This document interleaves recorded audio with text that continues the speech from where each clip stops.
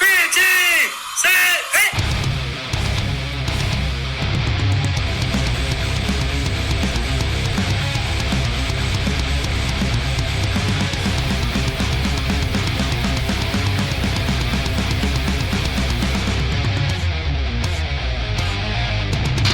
Good evening, football fans, and welcome to 3 and Out.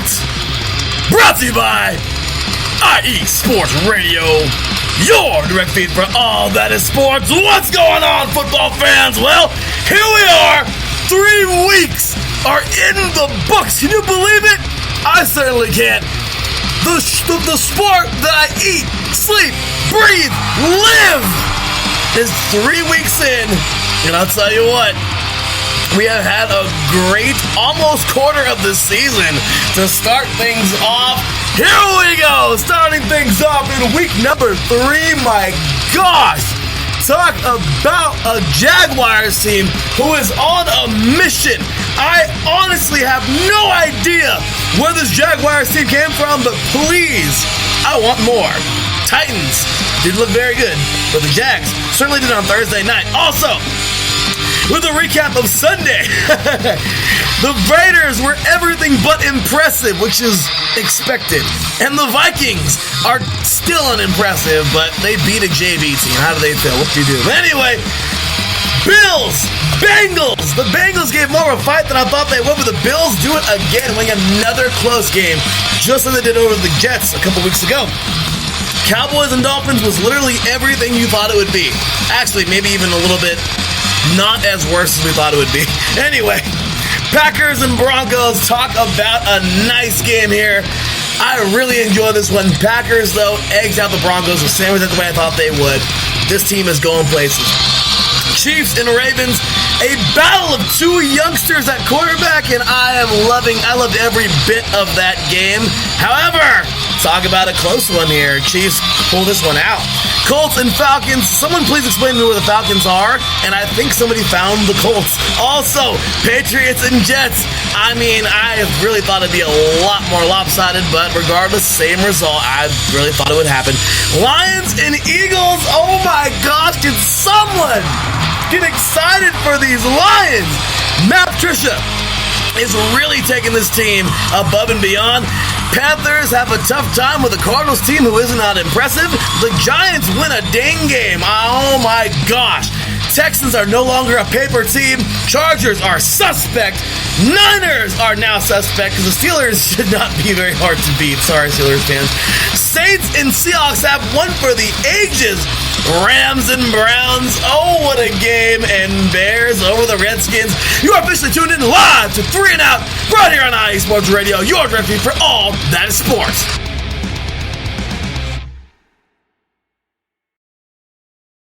Welcome, football fans. Well, here we are yet again. Week 3 is in the books, and well, week number 4 is upon us.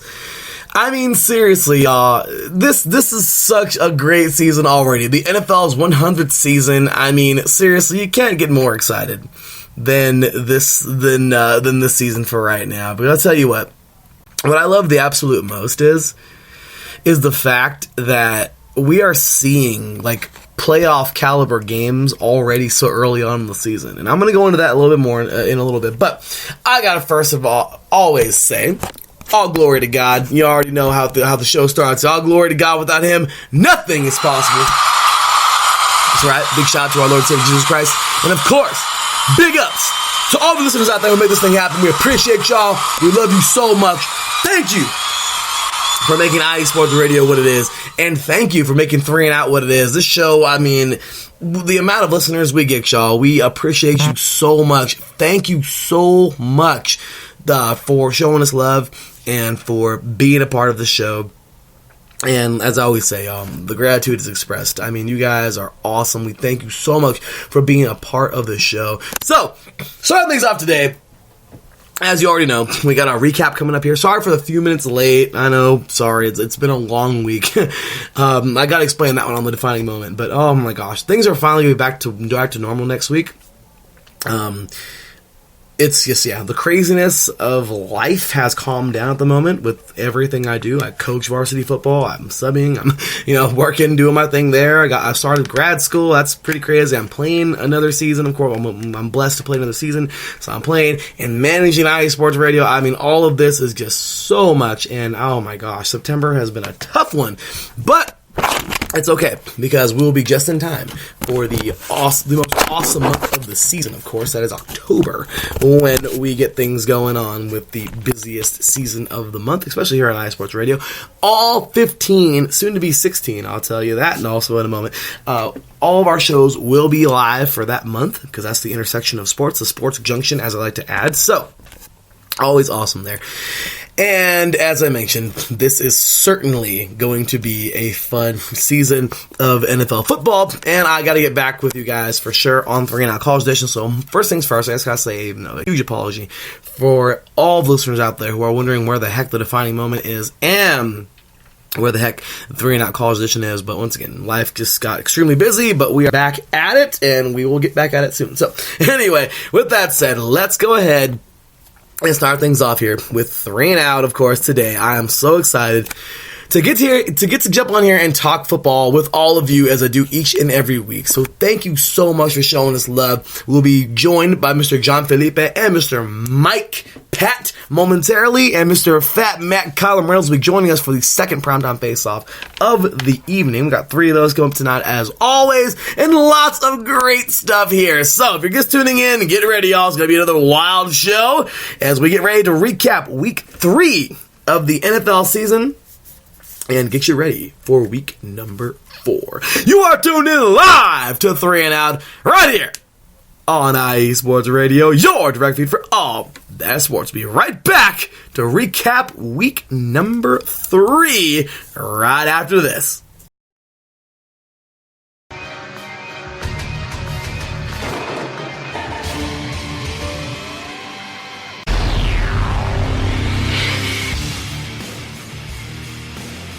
Wrestling fans in the podcast world, you are in the right place to listen to the right show, the premier show in the professional wrestling podcasting world. This is Ring Rambling Radio, and you are listening to one of the co-hosts. I am Martin Sandoval, a.k.a. the SoCal Saint, along with my 2 co-hosts, the lovely Felicia and my boy Matt. Yes, every Saturday or every other Saturday morning, you can listen to us, the premier wrestling team, giving you the premier wrestling news, rumors, updates, event discussions, everything that has to do with professional wrestling. You're in the right place. IE Sports Radio presents Ring Rambling Radio. Don't miss it, because it's just too sweet.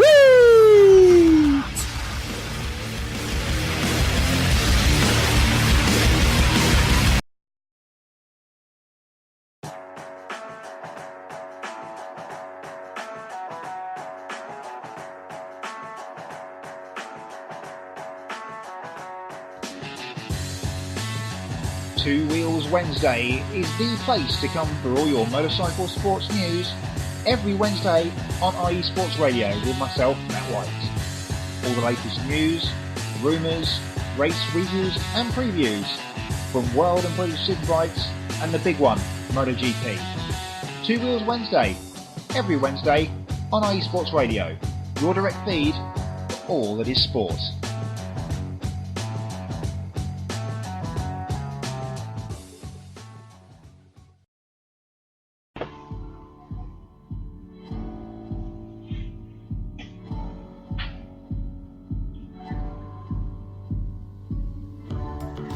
Hi, I'm Phil Robinson, running points, setting up Phil Jones for the finish. Join us every Wednesday, 5 p.m. Pacific Time, 8 p.m. Eastern Time, as we break down the week in basketball on the home for Real Talk Sports Radio, IESportsRadio.com. Drivers, start your engines.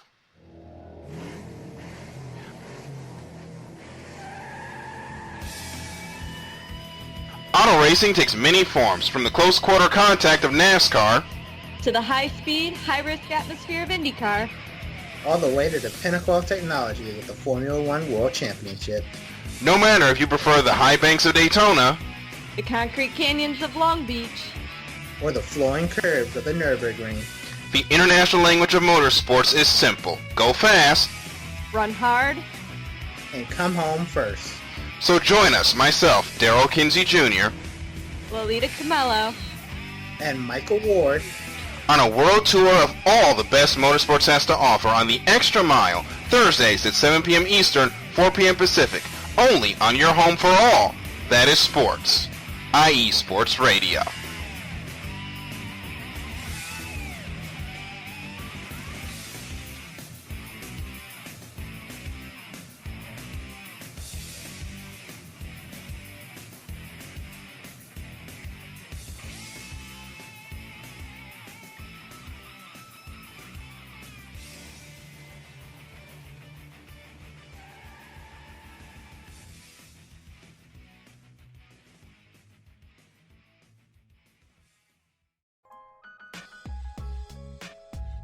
Hey, what's up, sports fans? You're looking for a different type of sports talk show, something you haven't heard before? You gotta check out the BS3 Sports Show every other Saturday on 2 Live Stews Radio, 1 p.m. Central Time, 2 p.m. Eastern. Sports talk at its finest. Always have great guests, playing some good hip-hop. You don't want to miss it. Make sure to tune in to the BS3 Sports Show every other Saturday at 1 p.m. Central Time, 2 p.m. Eastern. Ladies and gentlemen, hear me and hear me good. If you like sports, then you like the Wait a Minute Show. If you like comedy, then you like the Wait a Minute Show. If you like a different opinion coming from a different angle, then you like the Wait a Minute Show.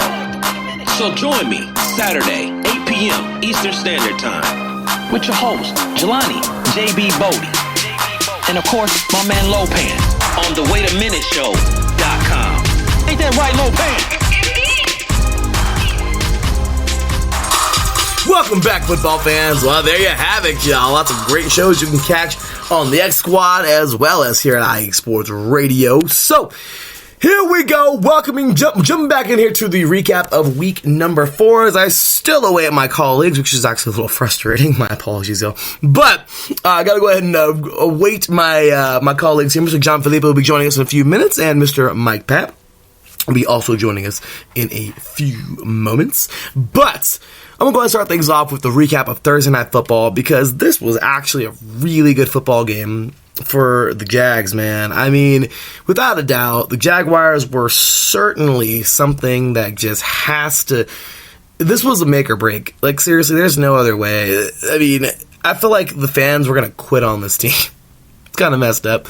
But I really felt like the Jags were like one game away from losing like their fan base. I mean, I know there's the faithful there that still would have stuck with them, but still, this was a gigantic game that was just so needed, and they got it done. I mean, talk about a victory, and just talk about what these guys were able to accomplish. So I'm really excited for the Jaguars and getting a nice victory here, 20-7 over the Titans, and the Titans were honestly just, they look terrible.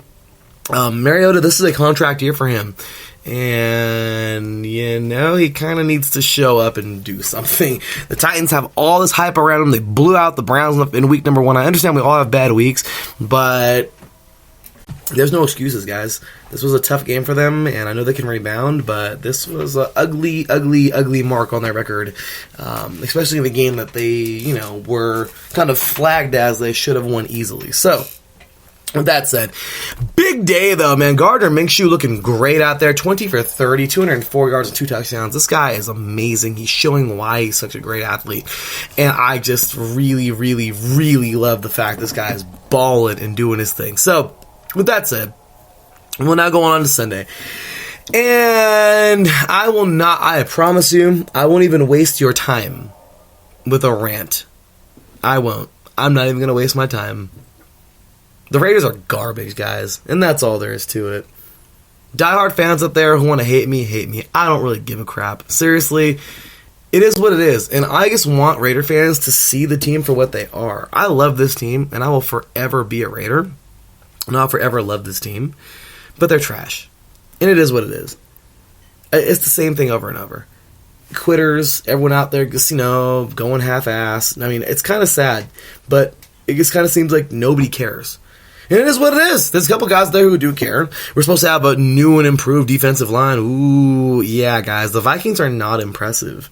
The Vikings are not a very impressive team. There's nothing there to be excited for. Vikings fans, my apologies. But they're not. I mean, once again, they beat a JV team. Whoop-de-doo. I mean, it is what it is. And they earned it. It's a good victory. But the Vikings right now have a lot of work. And I think Vikings fans know they have a lot of work. Especially in a very tough division. So, for the Vikings, they had a very good day. 34-14 final score. Great job by the Vikes. Cousins looked pretty decent out there. Dalvin Cook played well.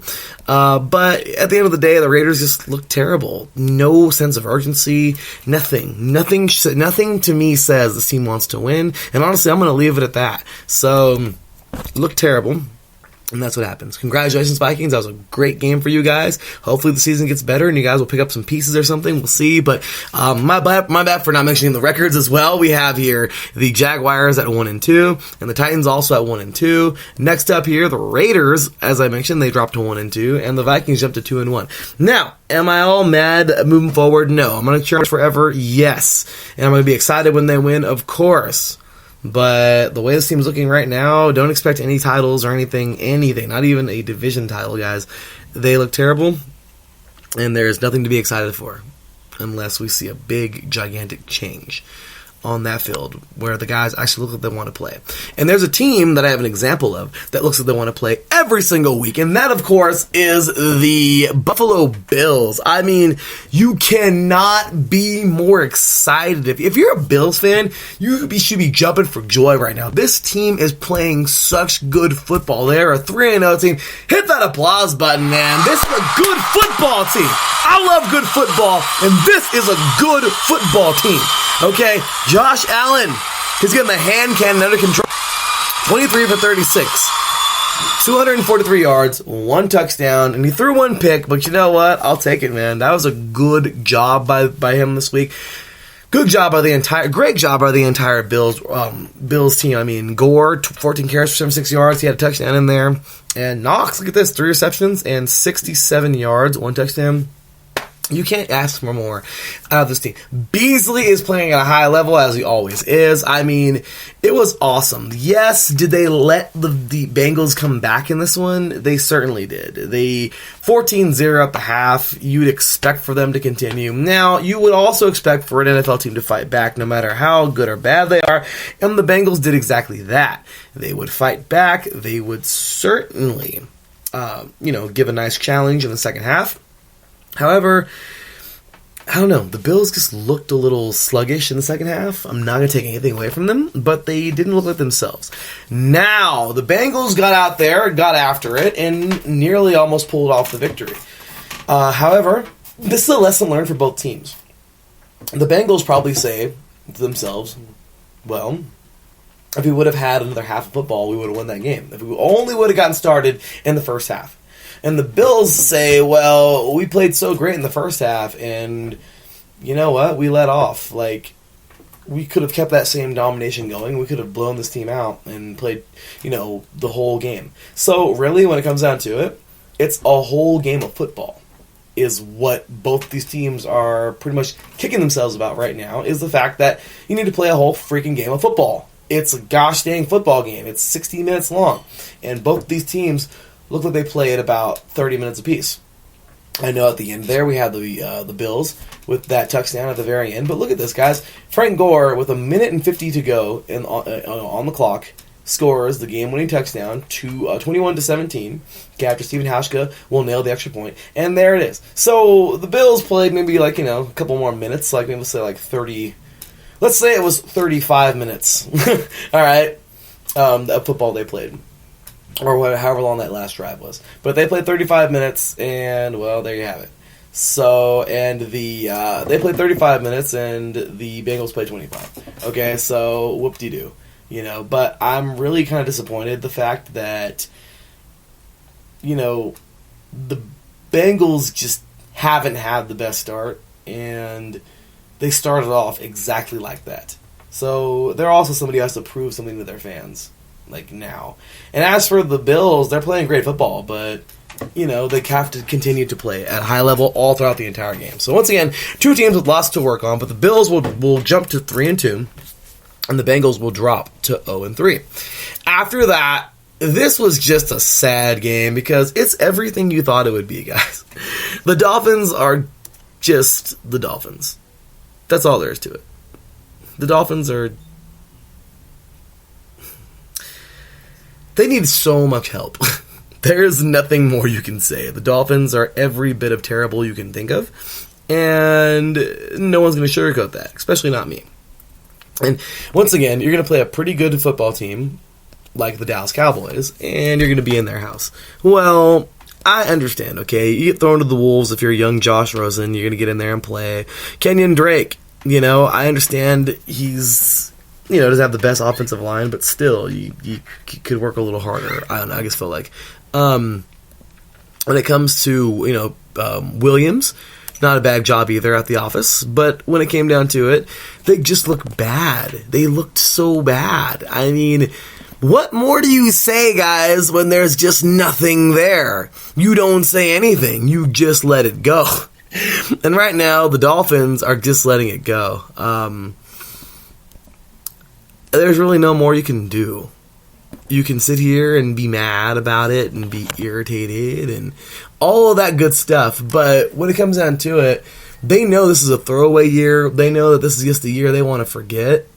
And what more do you do when you're a Dolphins fan? You're just going to kind of try and move along the season and just kind of forget every week if you get beat down. So it is what it is there. But for the Cowboys, hey, good game. They treated this just like a tune-up game in college. They went out there. I'm pretty sure they got a chance to run some new scheme. I don't know what they did or not, but once again, they look pretty good. Prescott, look at this. They're 19 for 32, 246 yards, 2 touchdowns, 1 interception. Ezekiel Elliott hit the century mark, 125 yards and 19 carries. Great job to him. And then Amari Cooper, almost at the century mark. Great job by him, 88 yards, 2 touchdowns, but he has 6 receptions. Not a bad day at the office for this guy and for the entire Cowboys team. So, with that said, I'm going to go ahead and welcome in one of my colleagues for the evening. We'll get a quick recap here of the games that he missed. But, ladies and gentlemen, as I always say, he should be hosting the show, not me. The guy knows so much football, and I love it. Not saying that I don't, but I'm just saying, the guy is just a great personality on air, and certainly one of the best. I'm telling you, man, go read some of his writing, some of the best stuff you're going to read, man. Great stuff, and I'm glad to have him as the chief editor of our blog. So with that said, ladies and gentlemen, welcoming the chief editor of the IE Sports Radio blog and diehard Redskins fan, which, well, we're going to have to get to that in a little bit, and I know Anyway, welcoming, ladies and gentlemen, welcoming the one, the only, Mr. Mike Pat. How's it going, Mike? I'm doing well, man. We need to figure out a way to not include the Redskins bit in the intro for a while, I think we can leave that part out. I agree, Mike, because everything was great, and then it's just like this dead pace. Like it was sad. It was really sad. Yes. Yeah. It was sad. But we'll get there. We will. Yes, we will. I had a sad... But you know what, though? What I did today, Mike, and you'll be proud of me. I trashed the Raiders in like 2 minutes. It was perfect. I didn't even go on that long. Okay. See, then the 2 minutes isn't the problem. It's the rest of the show where you continue to trash the Raiders. That's the problem there that we need to get you to work on. I can't do that. I'm sorry. I have too much fun. It was worth a shot. It was. It was. I just have so much fun trashing this team that is absolutely terrible. And they're my team, so I could do... It's kind of like when they're like your little brother or you're like, you know what I mean, like your sibling, and only you can talk bad about them, you know? That kind of thing. But, okay, so real quick, Mike, quick and dirty, man. Thursday Night Football, Titans, Jaguars, Raiders get destroyed. Well, Jaguars actually look like a football team for the first time. Gardner Minshew was playing great football. The Raiders, well, like I said, the Vikings shouldn't feel too good because they're still not that good, and they beat a JV team. Whoop-de-doo. Bills and Bengals. Neither team played 2 halves, but the Bills found a way to win it. Bills looking pretty good early, and then the Dolphins, you just heard my spiel right now. Poor Dolphins are just falling apart at the seams, and I think everybody knows that. And the Cowboys, well, they're rolling along. What do you think about those 4 games? Well, Well, let's start with the Thursday night football game. Great game by the Jaguars. A lot better than I think any of us at least anticipated. They came out. They came ready to play. The defense was phenomenal. Got 9 sacks on Marcus Mariota, which is just absolutely amazing. Mariota, he threw for 300 yards, but like you said, got sacked 9 times. He had basically a 50% completion percentage. The run game wasn't there. It was just the Jaguars all the way, and it really wasn't even close. I mean, and honestly, the score could have been even a greater disparity. So those are my thoughts there. The Raiders and the Vikings. I mean, Minnesota's a tough place to play. I'll give Oakland credit, but man, they were behind the 8 ball from the get go. Minnesota ran all over this defense. There's still some kinks to work out Oakland. That's my politically correct way of talking about the Raiders for you, Larry. There you go. Thank you. The Bengals and Bills. This was a pretty good game. Give the Bengals credit. They hung in there right till the very end. They made a fight of it. But the Bills, they were just on top of it. They were efficient on offense. Josh Allen did have a pick, but otherwise a pretty good game for him. And the defense, forced a couple interceptions, just really overall played a great game. First four turnovers, I think. So, really good game by the Bills defense. And now the Bills are 3-0. I don't know who would have predicted that one, but, hey, there you go. And the Cowboys and the Dolphins, I mean, you summed it up well. I mean, this Dolphins team is going nowhere, super fast, incredibly fast. Dallas, played a great game. Like you said, they got to try some new things and just were firing on all sides of the ball. But this Miami team, it's not going to be pretty. It's not going to be pretty. It's not, and I think, like I said, I think their fans know that, though. Like, we had Josh Ritter on the show this year, earlier in July, to talk about 8 divisions in 8 days, and he even said it, like, it's just going to be a tune-up year, it's going to be bad, is what it is. You know what I mean? So, he literally just, went on and said, okay, like, that was it. I mean, hey, I guess they'll get to, use those 3 first-round picks pretty well coming up in next April. I mean, that's something to look forward to. It is, because there's nothing else to look forward to with these guys, and I think they all understand it. So, is what it is, and a great job. They're basically who the Raiders were last year, so, I mean, that's the comparison. Still are, buddy. Anyway, so, next game here. A game that, we all knew spot on exactly what was going to happen, but we didn't know exactly how competitive it was really going to get. And I'm glad that it was a good competitive football game. The Packers will do a very good job just playing the football they have been playing. I am so impressed with this Packers team. It's like when Aaron Rodgers is there, everyone plays football. I don't care if you have a freaking Aaron Rodgers will go to a football, like a really crappy freaking high school football team and play on it, and everyone's going to do great. But it's like as soon as he leaves, everyone forgets how to play football. It's really weird, but Aaron Rodgers is like that dude. And he does such a great job of just leading this team. And you know what? The Broncos were going to fight back. We knew the Broncos were going to fight back. They're decent enough to fight. And they got their licks. However, it just wasn't enough. And how about these Packers, man? 3-0. 27 to 16 victory over the Broncos. 3-0 victory for them. The Broncos will now drop to 0-3. Flacco didn't have the best day, but 200 yards. He threw 1 pick, 20 for 29. Aaron Rodgers, though, man, 235 yards. He threw 1 touchdown, 17 for 29 there, and gets a great job. And how about Valdez-Scantling? I think he got the first touchdown of the game. He was 1 yard shy of the century mark with 6 receptions, 99 yards, and 1 touchdown. Mike, your thoughts on this game, man? Well, very good overall game by the Packers. The Broncos definitely kept it competitive, particularly with their run game. Phillip Lindsay, 81 yards, 2 touchdowns. Definitely got to give him props there. But this Packers defense, forcing 3 turnovers, had 6 sacks. This is a very improved unit. And I think people have always talked about, how Aaron Rodgers and this Green Bay offense would do if they had a defense, a really good defense to support them, like the 2010 team that won the Super Bowl. And I think we might be seeing that right now. Absolutely. And, it just really sucks to see these Broncos because, for me, I'm a proud Raider fan. So, but at the same time, it's like, man, they're going down the toilet, man. It's not looking pretty. And it's only going to be a certain amount of time before Flacco's on the bench and Drew Lock is starting for him. I'm pretty sure that's what's going to happen. Sorry, Flacco, and hey, maybe Locke will do better. I don't know. But next up, Mike, how about this game, man? Send out the search party. Okay, please send out the search party because the Falcons are missing. And everybody, I think the search party on the other side did a really great job because the Colts have been found. I mean, seriously, I am convinced. Okay, we all knew Jacoby Brissett is a good athlete from a couple years ago when he got the start. And he is a very good athlete, okay? I mean, hey, he was picked up by New England, so there's a reason why New England picked him up.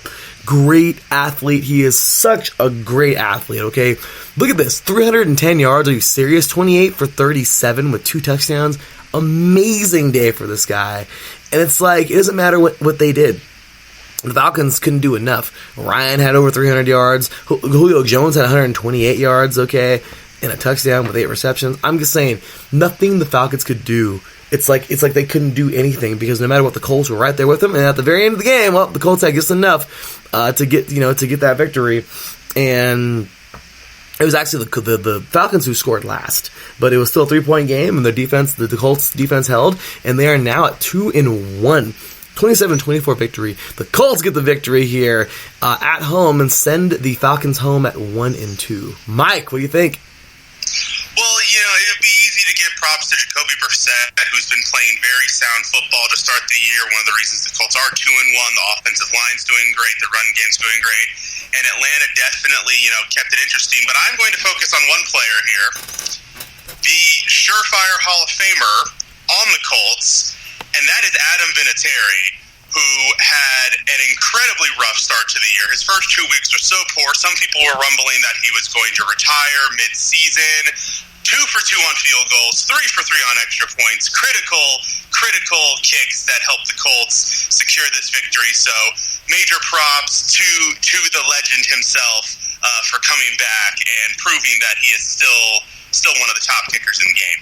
Yeah, the guy is amazing. The guy is remarkable. So, yeah, and, great job to those Colts. But as for the Falcons, they got some work to do. I mean, this Colts team in Indianapolis, this is not an easy game. So, I mean, I'm not necessarily surprised that Atlanta lost this one. Hopefully, they've only had one home game, so hopefully with a few more home games, they'll be able to get some rhythm going. I would love to see that. So, next up, we have a game that we, honestly, Mike, I'm still trying to figure out how the heck it was even this close. The Patriots, I think, called the dogs off in this game, but the Patriots win 30-14 at home versus the Jets. And the Jets, we just know, they're seeing better days. They really are. But regardless, this is the Patriots we're talking about. And the Patriots are playing great football. They are doing their thing. They're 3-0, as everybody would kind of assume they would be at this point in the season. And they're just chugging along, looking like the strong football team that they've always been. As for the Jets, you know what, man? I give these guys props. That defense is looking so much better these days. The offense is actually doing decent things. Robbie Anderson is looking pretty good. But I am kind of concerned with the fact that, I don't know, it's like they always go all in on their defense, but this kind of shows that, yeah, their defense is great, but they still need some playmakers in the offense, and I know Le'Veon Bell was a big pickup, but I don't know, I just feel like that the offensive line just needs a lot more work. So Brady hit the 306, not bad. Falk, or however you pronounce his name, got in there, not too bad himself, 98 yards, 12 for 22.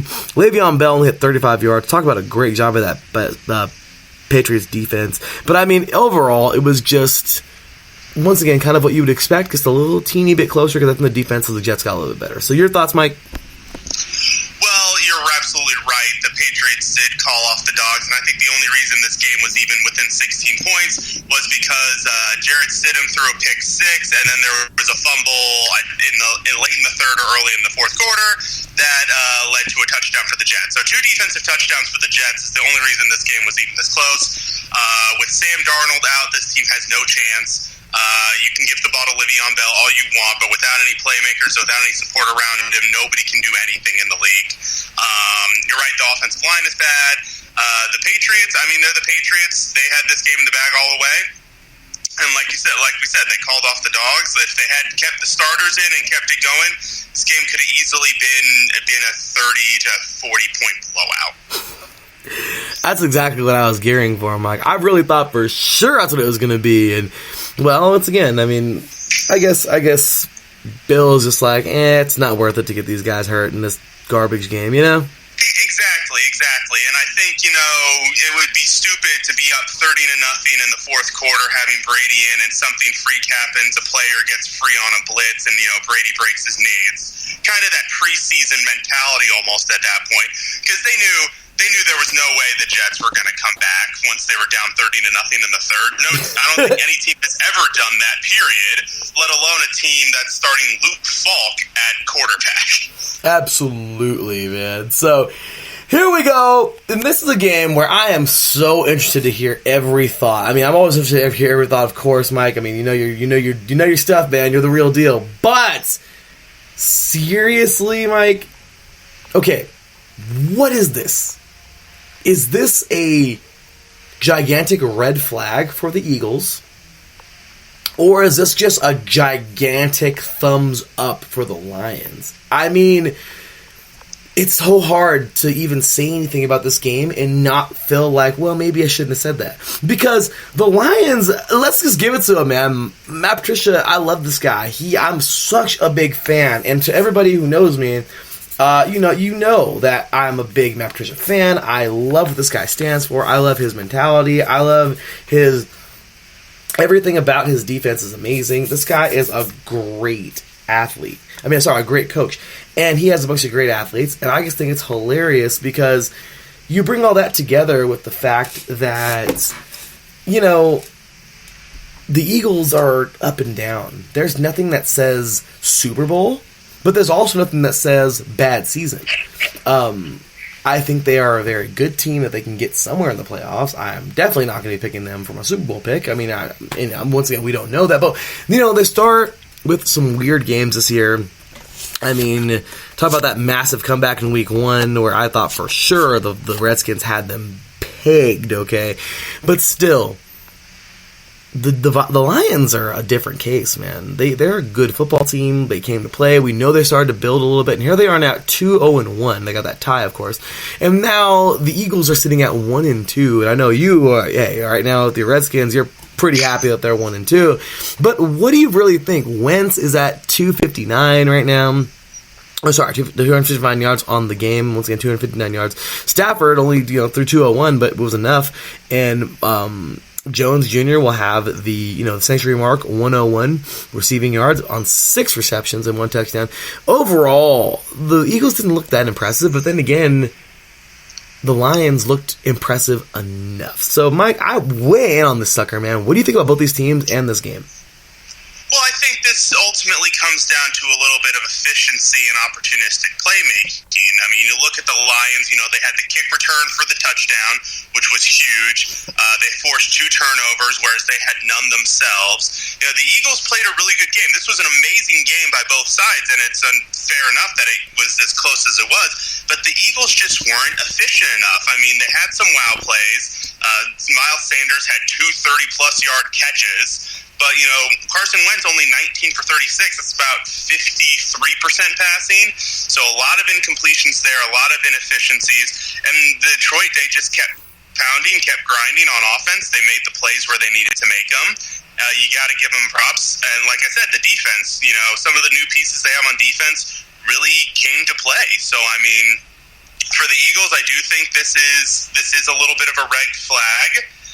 Because losing games at home this early in the season is never a good sign, especially when you win the yards, you win the first downs, you win the time of possession, but just, inopportune moments, inopportune mistakes cost them the game.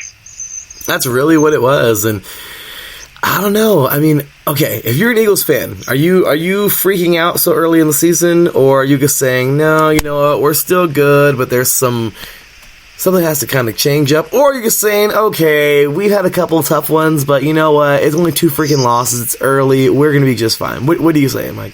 I am freaking out because the Cowboys are 3-0. And that's a problem. The rest of the decision, I mean, the Redskins 0-3, we know the Redskins are a mess. We'll get there in a second.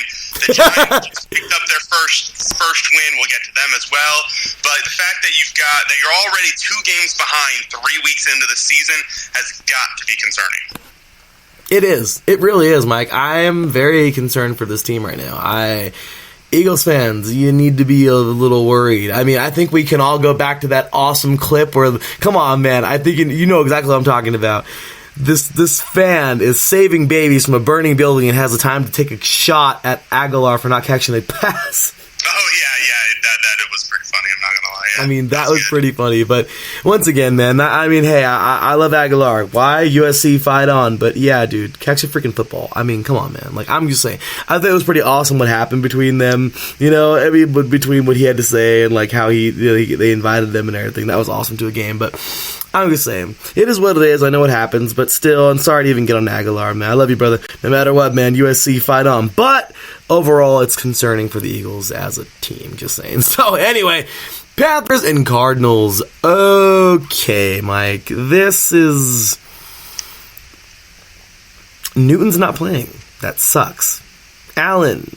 Yeah, okay, whatever. I mean, 4 touchdowns, not a bad day. Good job. McCaffrey freaked out and went off like that was so awesome. 153 yards. Amazing job by this guy. Kyler Murray, I mean, how do you lead rushing yards with 8 carries and 69 yards? 69 yards. So it means you're just taking off. I mean, what is it? Is this young rookie doing too much? Trying to do too much? Or is it literally his running game sucks, so he has to do it himself? I mean, what's going on? 173 yards, not bad. He threw 2 picks, but he also threw 2 touchdowns. 30 for 43 30 receptions for 43 attempts. Overall, I just don't know. I mean, the Panthers did enough, but the Panthers right now, it is what it is. I feel like they have a little bit of a cushion. It's a tough division, but still, the NFC South, I think they'll be okay to compete. But the Cardinals, I think everyone kind of wrote them off. They fought the Panthers pretty good, but I don't know. Like, this is a very interesting football game and a very interesting football team. So once again, Panthers win this thing 38-20 at home. Jump to 1-2 on the season, first victory of the year for them, and still winless. But not 3 losses because they have a tie with the Lions in week 1. But Arizona will drop to 0-2-1. Mike, your thoughts? Well, give Carolina's defense credit. They really showed out. They really played a great game. They were able to get to Kyler Murray, 8 sacks. That is not easy to do with a quarterback that probably runs like a 4.4 or a 4.3 40. It's good to see some of the rookies, too. Brian Burns had a sack, Christian Miller 2 sacks, and then they also had the 2 interceptions as well. So overall, just a great game from Carolina's defense. Arizona, we knew this was a rebuild year. They've got a lot of young talent, not the best offensive line as well. So they're still putting together some of the pieces here. Our good friend Angelo Winstead, am I getting the last name right? I think you get the last name right. Our Cardinals fan for IE Sports Radio was very vocal on Twitter about their inability to cover Greg Olsen, which Olsen had 6 catches and 75 yards and 2 touchdowns, so very fair criticism there. But yeah, this Arizona team, they're going to take their lumps this year, but they're going to grow, and all these young guys are going to come together, and they're just going to continue to get better as time goes on. They just need to take some lumps before that happens. This is not a bad loss. They played good. They played competitive football. They were just beat by a better team. It happens. I completely agree, Mike. Like, seriously, this is just a good performance by a good football team, and even without their leader. And then, I know it's hard to. I love what you said there because Angelo was very vocal. But dude, it's Greg Olsen. I mean, it's kind of. I get it. I know, but it is really irritating. So. I will say there was one play, I think was his first touchdown catch I happened to see where he cut through and there was some traffic and he maybe it might have been open by about 15 yards in the end zone, but just a little open. Just a little annoying, right? Right, as a fan. So with that said, all right, Mike. Where's my you know what? I have to do this the right way. I gotta do this the right way. Here we go. Ladies and gentlemen, boys and girls of all ages, football fans everywhere, this week, a football team who looks anything but good will surprise us all. As they will get their first victory of the season in week 3, jumping to 1-2, beating a team who I thought was going to dismantle them, even though that team's not that good either. Ladies and gentlemen, starting this week for the New York Football Giants, who looked anything but impressive, but this young man looked like he was actually going to do something, and he actually did. He is completing 2 master's degrees. He is extremely smart, and I think he is the future of the Giants. Ladies and gentlemen, Daniel Jones and the New York Giants. Applause button has been hit. I'm just saying. Okay, I know I totally sound like a jerk for singling him out and them out like that, but guys, the Giants are like this team where you're just like, yeah, Dolphins. They're in the Dolphins category, guys. They are, yes, Giants and Dolphins they're in the same category. They're in the, next season it's week 3. I mean, it's kind of sad, but yeah. But this guy, Daniel Jones, we saw him in the Senior Bowl. We heard his impressive accolades of what he's done in college. I mean, he's just an incredible guy, and he really is a good football player. Big, tall dude, like 6'4", 6'5", a lot like Eli Manning. The guy is the real deal, man. 23 for 36, 336 yards, 2 touchdowns, and on top of that, the guy rushed for 2 touchdowns, Mike. He rushed for 2 touchdowns on 4 freaking carries. Are there no running backs? Seriously, it kind of seems like Daniel Jones was like the guy he was like Achilles and Troy when he stood in front of I forgot, what was it, Thames, I believe, that army in that scene where he's like, is there no one else? Like, seriously, like, that's honestly, like, what Daniel Jones did, because, like, seriously, like, he ate this team alive. And I know they only won by 1 point, I don't care, but seriously, the Buccaneers should be ashamed of themselves.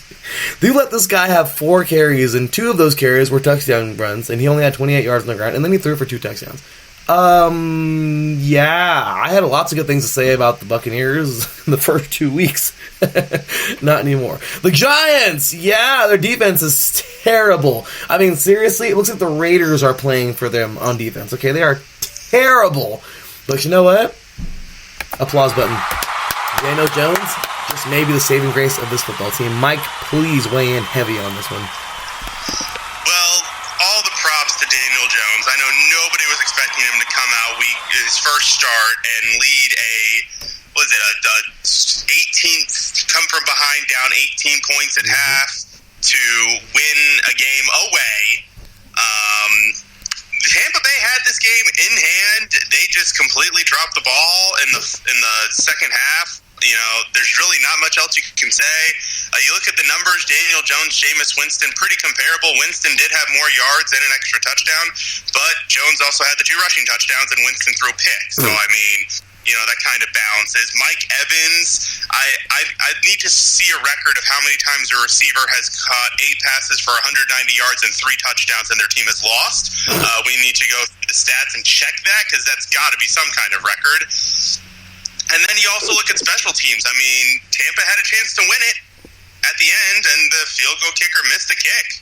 He also missed 2 extra points earlier in the game that could have been major difference makers into how, you know, the final few drives played out. So, you know, New York didn't play a clean game by any stretch of the imagination. The defense was not good, but in the end, they made fewer mistakes than Tampa, and in the NFL, sometimes that's all you need. That's exactly it. 32-31 victory here. First victory of the season for the New York Football Giants. You know what? Leave him in there. If it is what it is, and if Eli's being a good sport, I don't care if he wasn't being a good sport. You're gonna do what you got to do. Buccaneers dropped to 1-2. Like I said, everything good I had to say about the Buccaneers is pretty much out the window for right now. Sorry, but is what it is. Next up, Mike, there is a team that is made of paper. But no longer are they made of paper, because the Texans went on in to StubHub, or whatever the heck they call it now, Okay, in Carson, California, the Chargers Stadium, where they play in the Galaxy play. And I thought that the Chargers were going to eat them for breakfast during lunchtime. I mean, seriously, this was just bad. Like, everything about this Chargers team last year was like Super Bowl this year. I know the Melvin Gordon thing, which is actually pretty interesting. I guess he will be reporting to camp. Or no, sorry, camp. Yeah, sure. He will be reporting to the team, I guess, coming up. Great. But, if he didn't screw them already for the first couple of weeks. But, Eckler's doing a great job there. And the defense is, none of the loss of Denzel Perryman was very tough. Or no, I'm sorry. Who did they lose? I forgot who they lost for the year. Derwin James. Derwin James. It wasn't Perryman. I'm sorry, Perryman. But, still, the Chargers laid a big old fat egg because they had this game. They had this game in the freaking basket. All right, they had this game won. And you know what? The Texans came back and did their dang thing. You know what? I am sorry, Texans. I would give you an applause. This team is the real deal. They came out and beat a pretty tough Chargers team. The Chargers right now are maybe looking for a little identity. I wouldn't be worried, Chargers fans, but my gosh, that was pitiful. That second half was pitiful. So, 27-21, Texans do their thing. They win this football game on the road, and not too shabby, guys. 2-1 on the season, as the Chargers will now drop to 1-2. Mike? I mean, anybody who at this point doesn't have Deshaun Watson rated amongst the top 10 quarterbacks in the league is just being ridiculous. I mean, this guy absolutely had an amazing game. 3 passing touchdowns, 350 yards, almost led his team in rushing. Almost. He was close. Carlos Hyde beat him by 1 yard. But and Houston, just like you said, Houston came out to play in the second half, and the Chargers didn't. Phillip Rivers put up good numbers, but, both those touchdowns were in the first half. Keenan Allen, both his touchdown receptions in the first half, they just didn't do anything in the second half.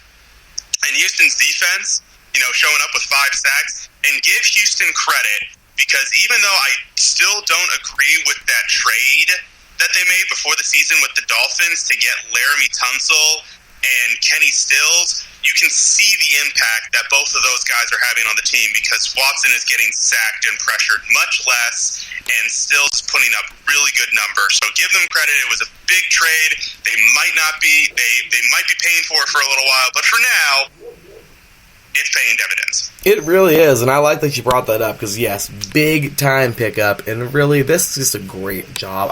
I am very excited for the Texans. I've been calling them paper team for so long. I'm ragging on this team because they have all the talent on paper, but seriously, they do not look like it on the field, and now they're playing good football, and I'm really excited for them. This next game, Mike, was a joke. I mean, seriously. Steelers fans, I'm so sorry. Hate me. Whatever, I don't care. Seriously, the Steelers right now are every bit of just a dumpster fire. The Steelers should be in the Dolphins and Giants category, okay? Because they have no more Big Ben. They lost. The Killer Bees are gone, okay? They're all gone right now. None of them are on the field, all right? Antonio Brown, oh, Lord. Let's not even go there, because the show's not long enough for that, trust me. Le'Veon Bell. Yay, he's doing great things in the Jets, kind of. And Ben Roethlisberger's hurt. So, yeah. Niners, you guys look really good. Deebo Samuel, I am so happy for this guy, doing great things over there. This is a good football team right now, and the Niners are looking good. Why couldn't they win this game by, freaking at least 2 touchdowns? Are you serious, guys? You let them hang around. Are you serious? The Steelers, there's nothing to be excited for right now. I'm sorry, I'm sorry, Mason Randolph. I'm not trying to diss you, dude, but once again, this team isn't all that great. Smith-Schuster, you're about all this team has right now. The defense is, some defense. All right, they're just not where they are. But Kittle had a pretty good, decent day.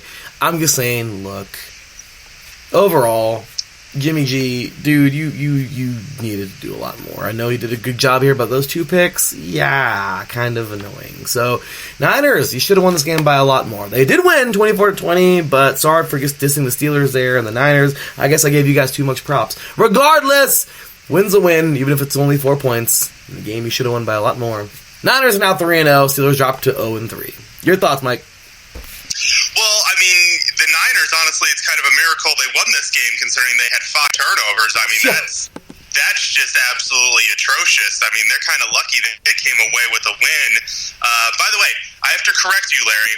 There is one killer bee still on the Steelers, and that is Chris Boswell, the kicker. Oh, yeah, okay, there you go. He's the last of the killer bees, which is funny because most people don't include him, but they jokingly added him in because he made the Pro Bowl that one year that all three of them did really well. So he's the last remaining killer bee, so give Chris Boswell some credit. But yeah, I mean, this Steelers team, I mean, no Big Ben, basically one playmaker, one or two playmakers on offense. If this team had maybe the same kind of weapons that the Chiefs have or the Patriots have, maybe they might be able to make something happen with a backup quarterback, but it's not going to happen. And it makes the fact that they traded their first-round pick to get Minkah Fitzpatrick that much worse, because unless they pick things up really well over the next few weeks, that's going to be a pretty darn good first-round pick that they gave up. Absolutely. I completely agree. And this is interesting, I'll tell you. And the Dolphins are sitting there like, yes, keep going, keep losing, keep losing. 2 top 10 picks. We'll love it. We'll take it. Come on. That's actually, as comical as that is, it's very true. So, next up here, Mike, I mean, really, man. The Saints and Seahawks had a great football game. This was probably one of my favorite games of the entire day on Sunday, man. The Saints, Teddy Bridgewater, where's that applause button, man? This guy is every bit of the athlete that you know he is. This guy faced an incredibly nasty injury, came back from it, did his thing, couple different teams, but now he's found his place. Drew Brees goes down, unfortunately, but hey, he's here to save the day.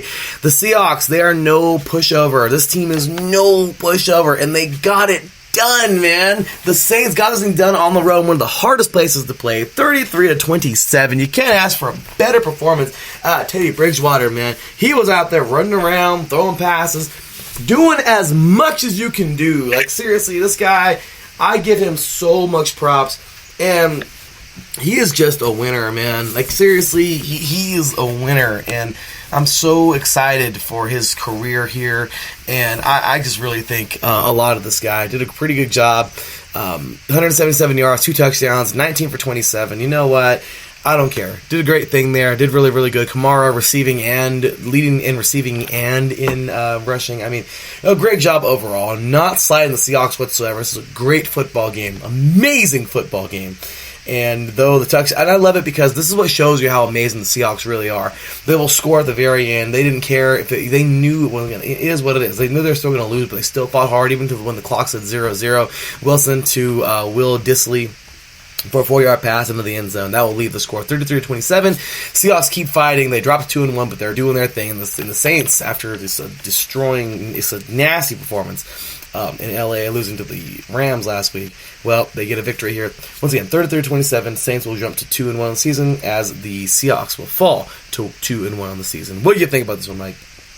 Well, Russell Wilson did, I think, everything humanly possible to try to will this team to win the game. Even at the very end, still fighting for it, which sucked because my opponent in one of my fantasy leagues had Russell Wilson as a quarterback. And, well, that last touchdown pass that he had may or may not have sealed the victory for him. Maybe. I'm not going to make any speculation. But the New Orleans was very opportunistic. They had the punt return for a touchdown. They had the defensive touchdown. And those are the big difference makers. I mean, that's the only way you can be outgained by over 200 yards on offense and still come out on top, is to, make those plays like that. And that's called supporting your new quarterback, who hasn't started a game in a while. So what do? You run the game. Run the ball. Alvin Kamara had a good game, and you make plays on offense. Alvin Kamara, I think, what is the numbers here? 160 total yards, 2 touchdowns. Michael Thomas made some plays as well. Just efficient, controlled football, and they forced the Seahawks to do everything to win the game, and they just made a couple mistakes. And that was just a great job. Really, you can't ask for more to be their team. And great football game, and I think these two might even see each other in the playoffs. I'm looking forward to that. So, very good chance. There really is. There really is a good chance. So, next up, we have here Sunday Night Football, and my gosh, if this was not a great game, Mike, seriously. 20-13 overall score. Rams win this thing on the road in the place that they used to call home a long time ago in the 30s when this team was created in 1936. But I'll tell you what, you can't ask for more out of these Rams because they did not stop fighting. I mean, seriously, they played a full 60 minutes of football, even when things were against them.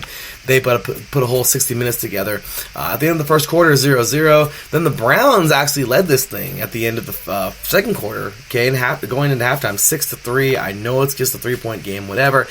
But in the third quarter, the Rams go out there, continue to fight, and what happens? Cleveland still is leading 13-10 at the end of the third quarter. In the fourth quarter, though, the Rams take it over. 1 touchdown, 1 field goal. It was enough to get the victory, 20-13. Talk about a great victory here. 3-0 for the Rams now. Brandon Cooks, 8 receptions for 112 yards. Jared Goff, 268 yards total.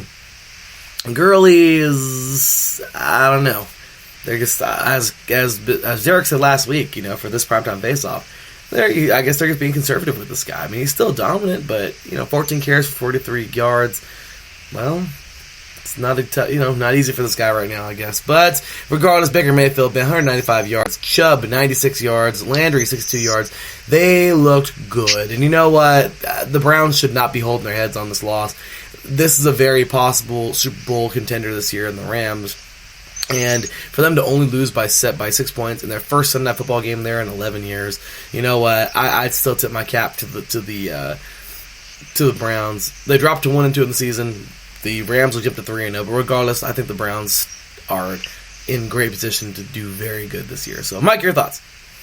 Well, this was a very good defensive battle. I think a lot better defensively than I think most people anticipated. But yeah, it was a game where somebody had to grind out a victory, and it was just a question of which team was going to grind just a little bit more, just fight that little bit extra. And it just turned out to be the Rams. I mean, you look at Brandon Cooks and Cooper Kupp combined 19 catches for 213 yards and 2 touchdowns. That's like 2/3 of the offense right there was just those two guys. I mean, Cooks also had a run for 8 yards if you want to throw that in there. But yeah, they just did a little bit more, and the Browns just never really found a rhythm on offense. And I think they were probably trying to force it a little bit too much to Jarvis Landry and Odell Beckham, instead of, trying to maybe, rely on that ground game, maybe get Baker Mayfield kind of out in the open field or, change some stuff up a bit. It just didn't happen, and the Rams defense did enough to shut them down, and the Rams offense did enough to win the game. On the Rams front, somebody mentioned this, I think it was either on Twitter or maybe it's Pro Football Focus. The Rams offensive line is not quite the same unit they had last year. They've got 2 new starters, one guy who you were a big fan of in last year's draft, Larry Joseph Notaboom. Yes. There's a name drop for you, and a rookie and a first-year starter, Brian Allen, who was a late-round pick, starting at center. So not quite the same dominant Rams offensive line. So it's possibly contributing to the Todd Gurley numbers. But you're right, they are being conservative with them. Only 14 touches and 1 target in the passing game. So that'll be an interesting storyline to watch for the Rams as the season evolves. There's a lot of pressure in that division. Niners are 3-0. Seahawks are 2-1. I mean, it's going to be really fun to watch these two all season long. And yeah, I mean, interesting football game here, but great job at both these teams. And then last but not least. Last and least. Okay, it's last and least. Mike, this is your show. Have fun with it. 31-15. The Bears, well, they were the Bears, and the Redskins, well, they were the Redskins. Mike? Well, it was really great for the Bears to get a nice warm-up game against the Redskins practice. Well, oh, wait, no, that was the actual team they were facing. Man, I only watched the first half of that game, and that's all I needed to watch, because that was all I needed to see from the Redskins. There are issues beyond the talent on the field from what I saw. Coaching, I thought the game plan was very vanilla. The offense wasn't really trying to do anything creative, which was unfortunate because the defense was getting very creative against us. I saw very interesting blitzes. One Khalil Mack, a guy you might have heard of, Larry. So a couple of people have heard of him. He's just okay. A few, yeah. Just a few people. It just was a monster on the field, and other guys on defense. Well, the whole Bears defense played a phenomenal game. Clinton Dix with the 2 picks. The pick 6 broke my heart right off the bat, and it just never got better.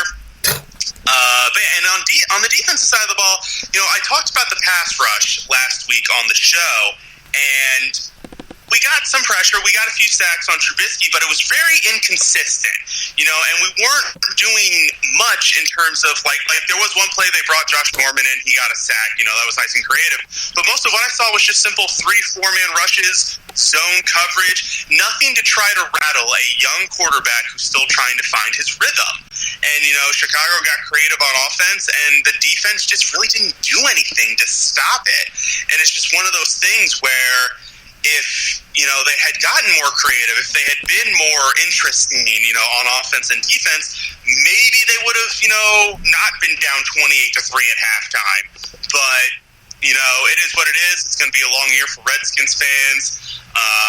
At some point, we're going to have to get Dwayne Haskins in here. And this is a side note. This didn't really have much to do with the game, but the left side of our offense, Eric Flowers and Donald Penn, looked okay. It wasn't great. They were getting beat on and off all game. But if Trent Williams isn't going to come back for the season, and it's probably not going to come back, period, we just need to trade him and get what we can for him. Because there's no point in holding on to him and just, for him to eventually leave. Like, just move on, get rid of him, because this team needs to rebuild anyways, so you might as well start stockpiling some assets.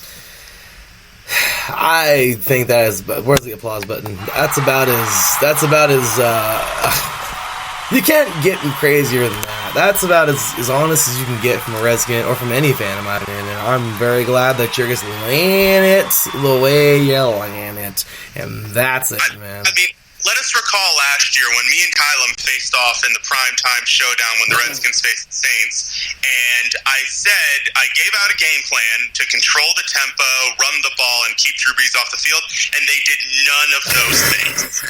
So either this team is really bad at playing in primetime games, or as many Redskins fans are very assured of, there's something just fundamentally wrong here. Absolutely. And hey, your head coach's brother is probably going to be looking for a new job soon. So, there you go. Well,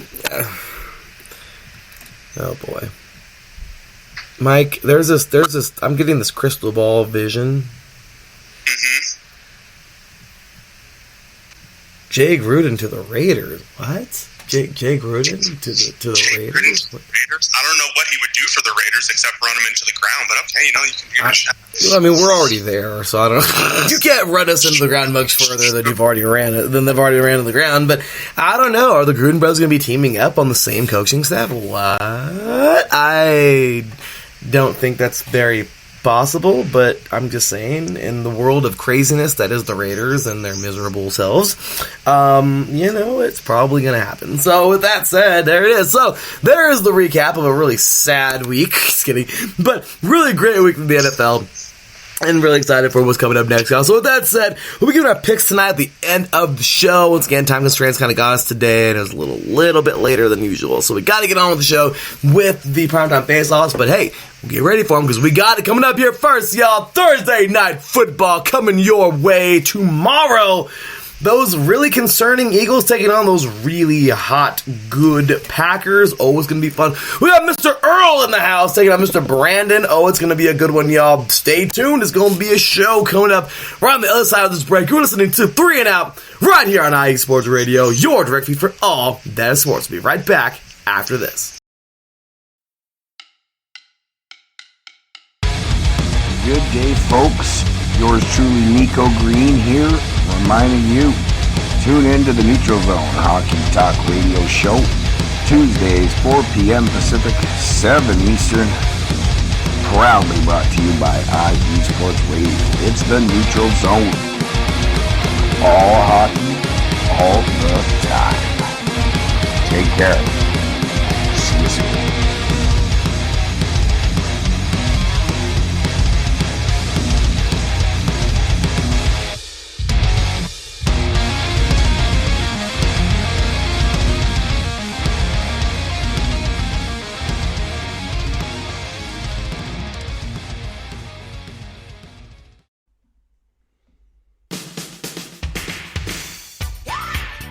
What up, all you boxing fans? This is Vince Wright, the sports governor, and me and Gilbert Batista are the host of Ringside on IE Sports Radio. Make sure you keep it tuned to IE Sports Radio, Spreaker.com for the latest edition of Ringside.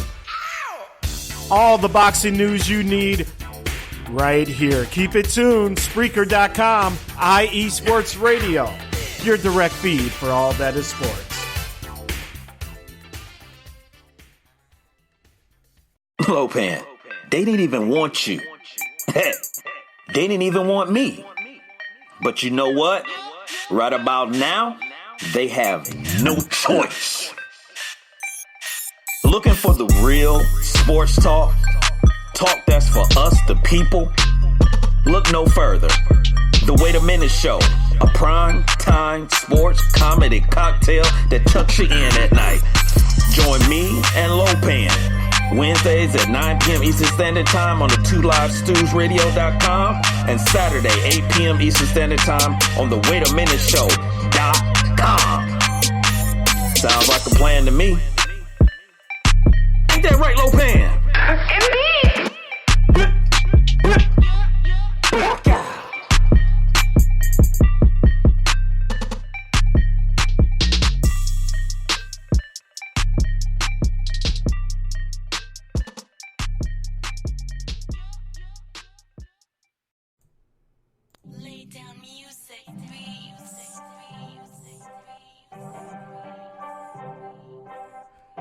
Hey, what's up, BS3 sports fans? If you love listening to the BS3 Sports Show, check out the weekend wrap-up every Monday at 12:15 Central Time, 1:15 Eastern, recapping the weekend in sports like you never heard it before. Comedy, interactive chat room, it's a must-listen. Weekend wrap-up on Spreaker.com, part of the X Squad. Check it out. You won't be disappointed.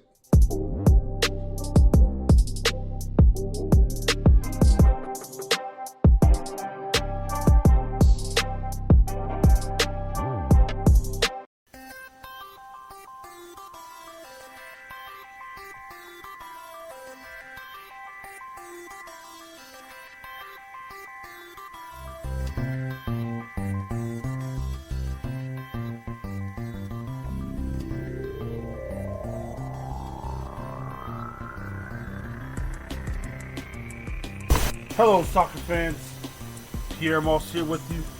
I am the host of the Soccer Scoreboard Show right here on IE Sports Radio each and every week. Games and the best action from around the world of soccer.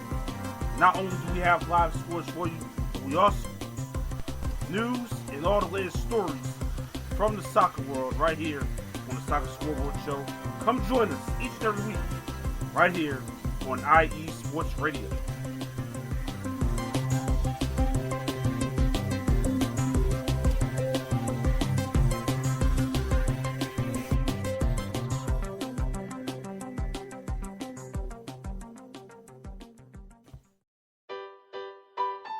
Hi everybody, it's Calvin here from USRN, here to give you an important message.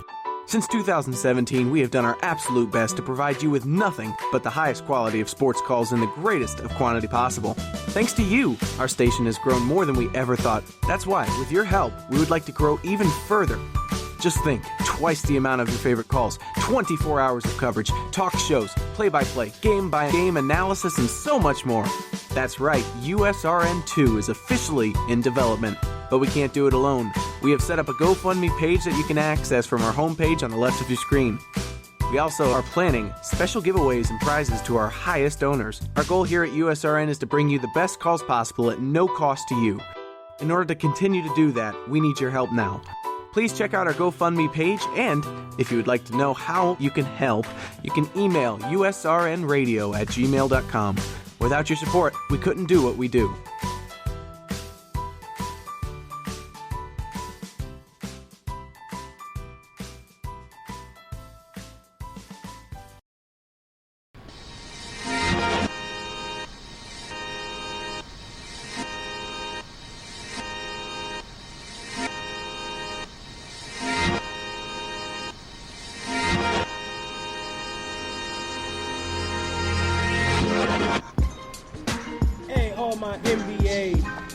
college basketball fans out there, tired of hearing about just the dramatic stuff in the basketball world, tired of hearing about what such and such reward tonight, and not about the game?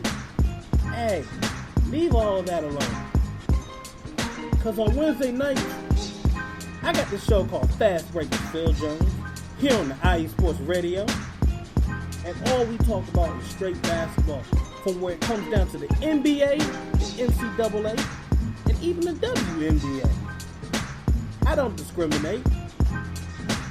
I give all my NBA, my basketball, whatever you want with sports, to the slam dunks, to the three-pointers, to the teardrops, to the game winners. I'm there. I'm speaking about it. I have a debate. I have my panel. I got a squad that rolls in, and we're going to be talking mad sports. We're going to be talking about the Lakers. We're going to be talking about even the Brooklyn Nets. We're going to be talking about who's the top team out there in the NBA. So, tired all the drama, tired all the... What did he wear today? What kind of shoes he had? Forget all that. Just come over. It's Fast Break with Phil Jones here on IE Sports Radio every Wednesday night at 8 Eastern, 5 p.m. Pacific time, y'all. So, yo, tune in.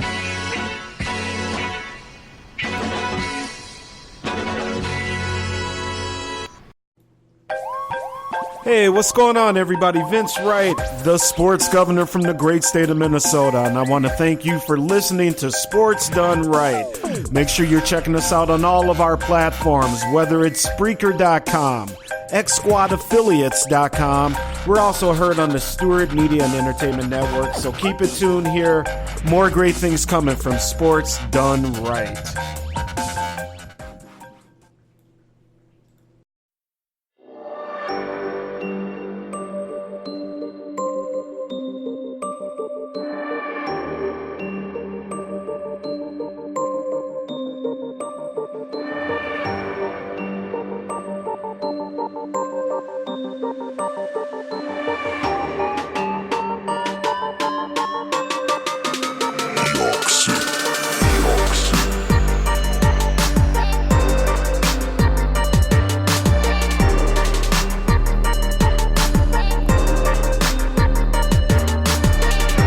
From the home plate to the nets, the end zone to the finish line, here nothing is off limits and no sport is safe. Not what it seems, with your host Caitlin Seam, bringing you sports like you've never heard before. Catch me Thursdays at 5 p.m. Eastern, 2 p.m. Pacific, right here on IE Sports Radio. The only question is, are you ready?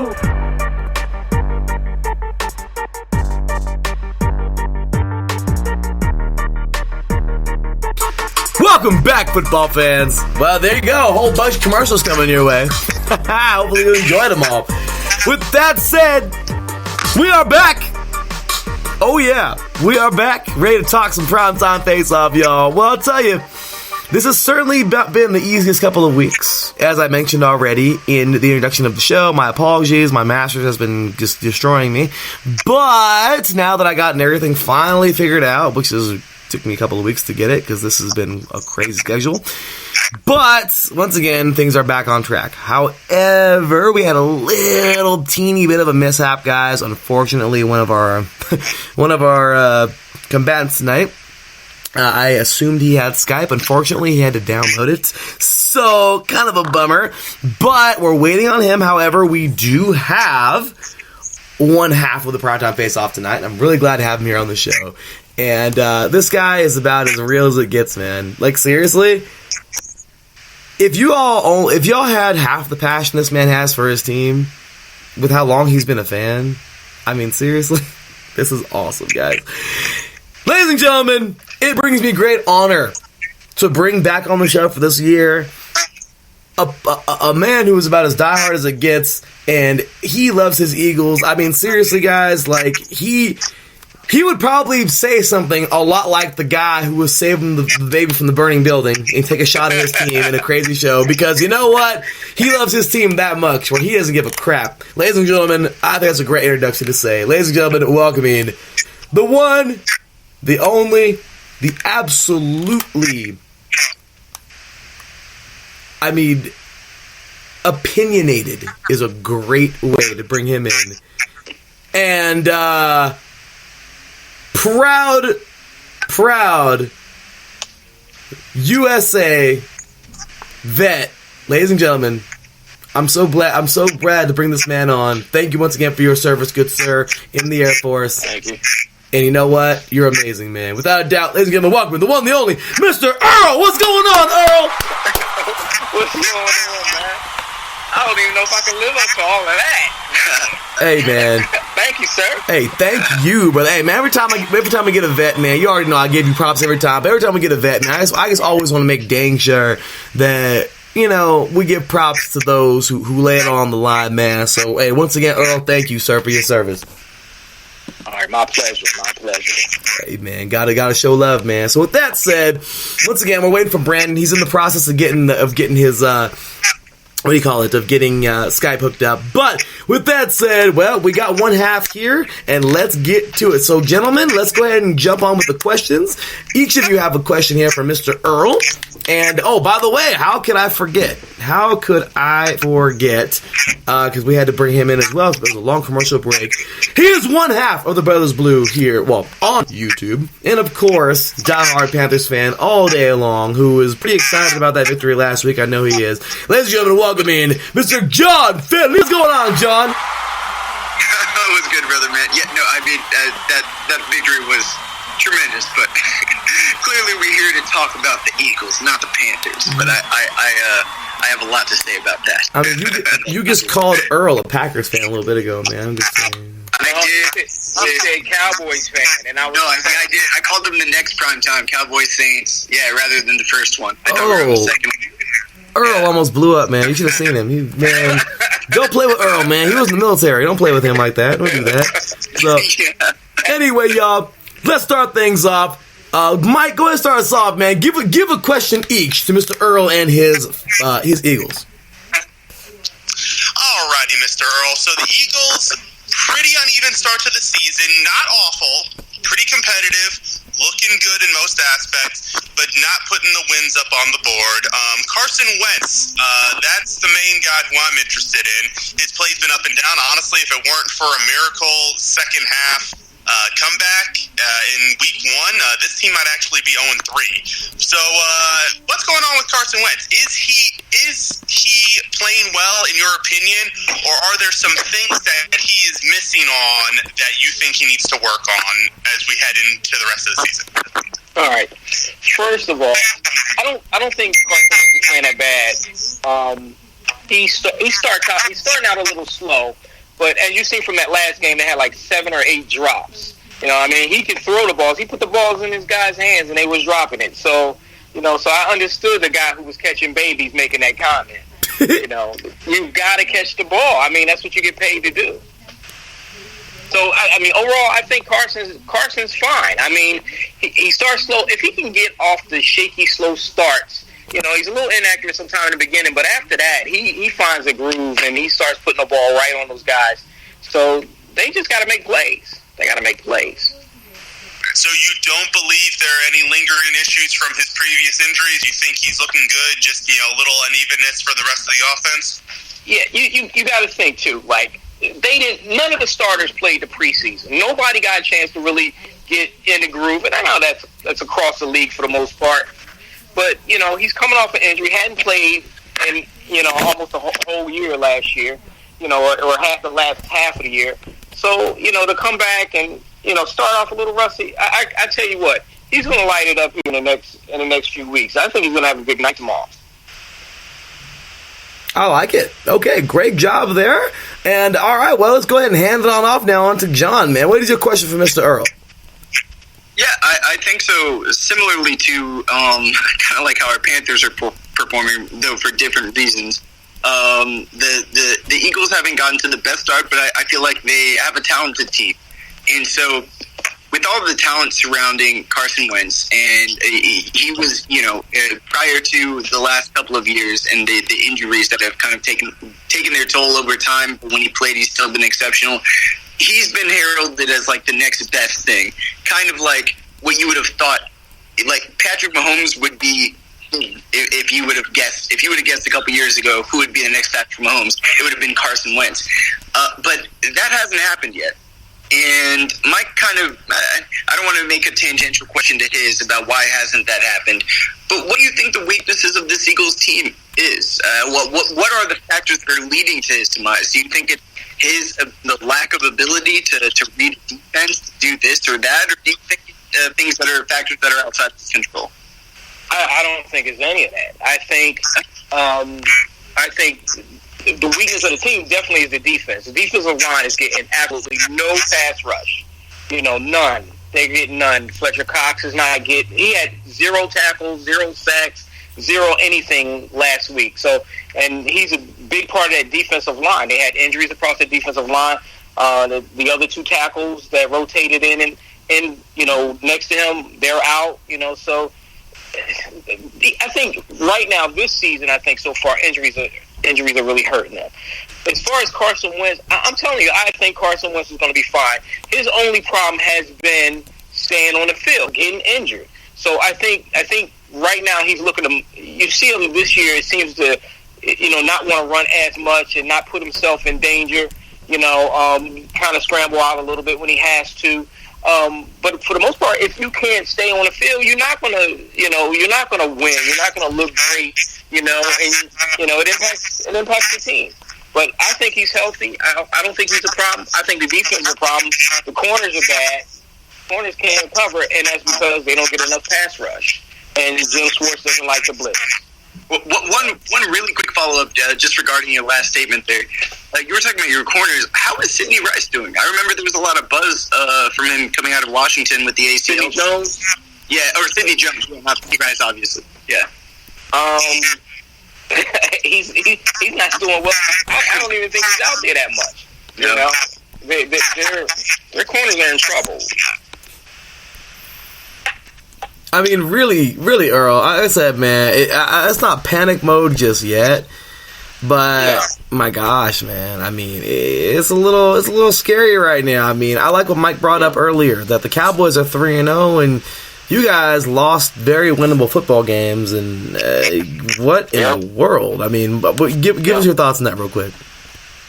I don't think Dallas has been tested yet. They played 3 bad teams. I think when they get to New Orleans, I think they play New Orleans this week, right? So when they get to New Orleans, we'll see. Even without Drew Brees, I think they'll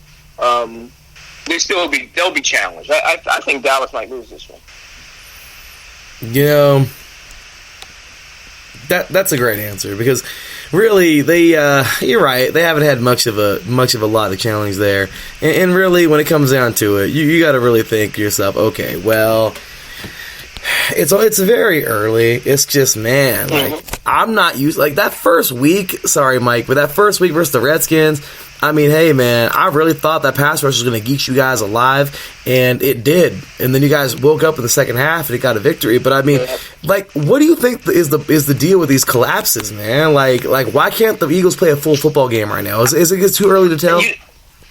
I think I'm going to go back to the preseason thing again. I think that plays a part when you don't play at all. And that's been the questions around here, on the radio, is why can't they play a full half, a whole half, a whole game instead of just a single half of football, So I think I don't know. I don't know. Maybe they were reading their own press clippings and feeling like we're just going to walk out here and we're going to be dominant, like we were a few years ago because Carson's back. I think there's enough blame to go around. I'm not panicking at all, like I told you guys before. I had went, 40-plus seasons without seeing a Super Bowl, and I've seen one now. I was at the parade on the Art Museum steps, So my whole attitude is a little bit different now. I don't get, as upset. I'm upset, for that day, but then I'm on to the next game. So they have to figure out what they need to do to get a fast start. And here's one of the points I like to make too. They always like to defer so they can get the ball in the second half. Last week they got the ball first. They drove down. They only ended up with a field goal. But I think sometimes you might need to shake it up and don't defer if you win the toss. Take the ball. You feel like your offense is the strength of the team. Take the ball down, get your score, get your touchdown. Then that instantly puts the pressure on the next possession for their team. And, you know, maybe they're feeling a little crunch and feeling that, you know, I can't get behind because they started fast. So that's just one of the things I'd probably do. Yeah, no, I'm actually, I just saw this right now. I saw something interesting. The Eagles are actually 10th on offense, 20th on defense, and 30th on special teams throughout these first 3 games, which is really, really strange. But they're also 9th in terms of scoring offense. So a lot of the issues may not originate with the offense. A lot of the issues may be, especially on that 30th special teams. The defense is bad. The defense is really bad. And early into last week's game, I just said, no, this defense, they just get no pressure at all. And they feel the corners can't cover, so they want to play more zone. They don't blitz. And the front four is getting zero pressure. I felt like they should have got clowned. That would have probably helped them out because they knew their pass rush wasn't going to be that great. They knew it. They had to know. I knew it. They knew. Well, there you have it, y'all. Well, lots of Eagles talk here. Really excited about that. And unfortunately, guys, my phone is, I'm telling you, I don't know what it is today. Like, again, we're having everything against us, which is kind of the common theme this month so far in September, but it's okay. We're doing our best to go ahead and add in our next guest, and he got it in, so we are good. So we're going to go ahead and add him in real quick, and we shall be just fine. So, okay, we got him, and now we go ahead and throw him on in the conversation. But once again, y'all, my apologies for all of the craziness for this show. Once again, it is... Oh my gosh.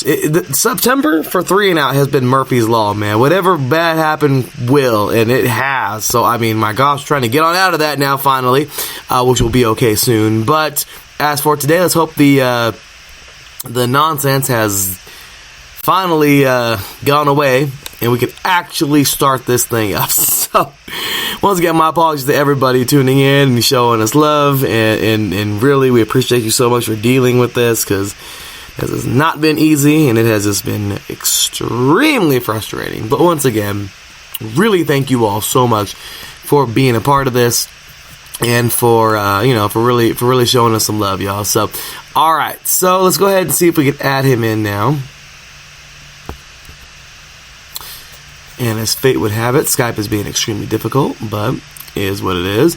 So once again, y'all, getting into the second prime time, well, the first prime time face-off of the night. We should actually be well into the second one by now, but once again, our deepest apologies for tonight, yet again. So as I mentioned the other night, it is a loss on our part, and yet again, I feel that the 3 and Out team, all of us, we have lost yet another game this season. So we have now lost 2, but is what it is. That's totally up to me because I will be the head coach, and that is my fault. So, all right. Finally, I think everything is good. So, okay. Well, unfortunately, it's still being finicky. So, let's go ahead and do this yet again. All right. We got it. Finally. All right. So, let's get this thing finally going for tonight.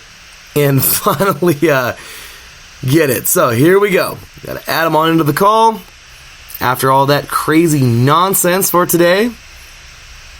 And here we go. All right.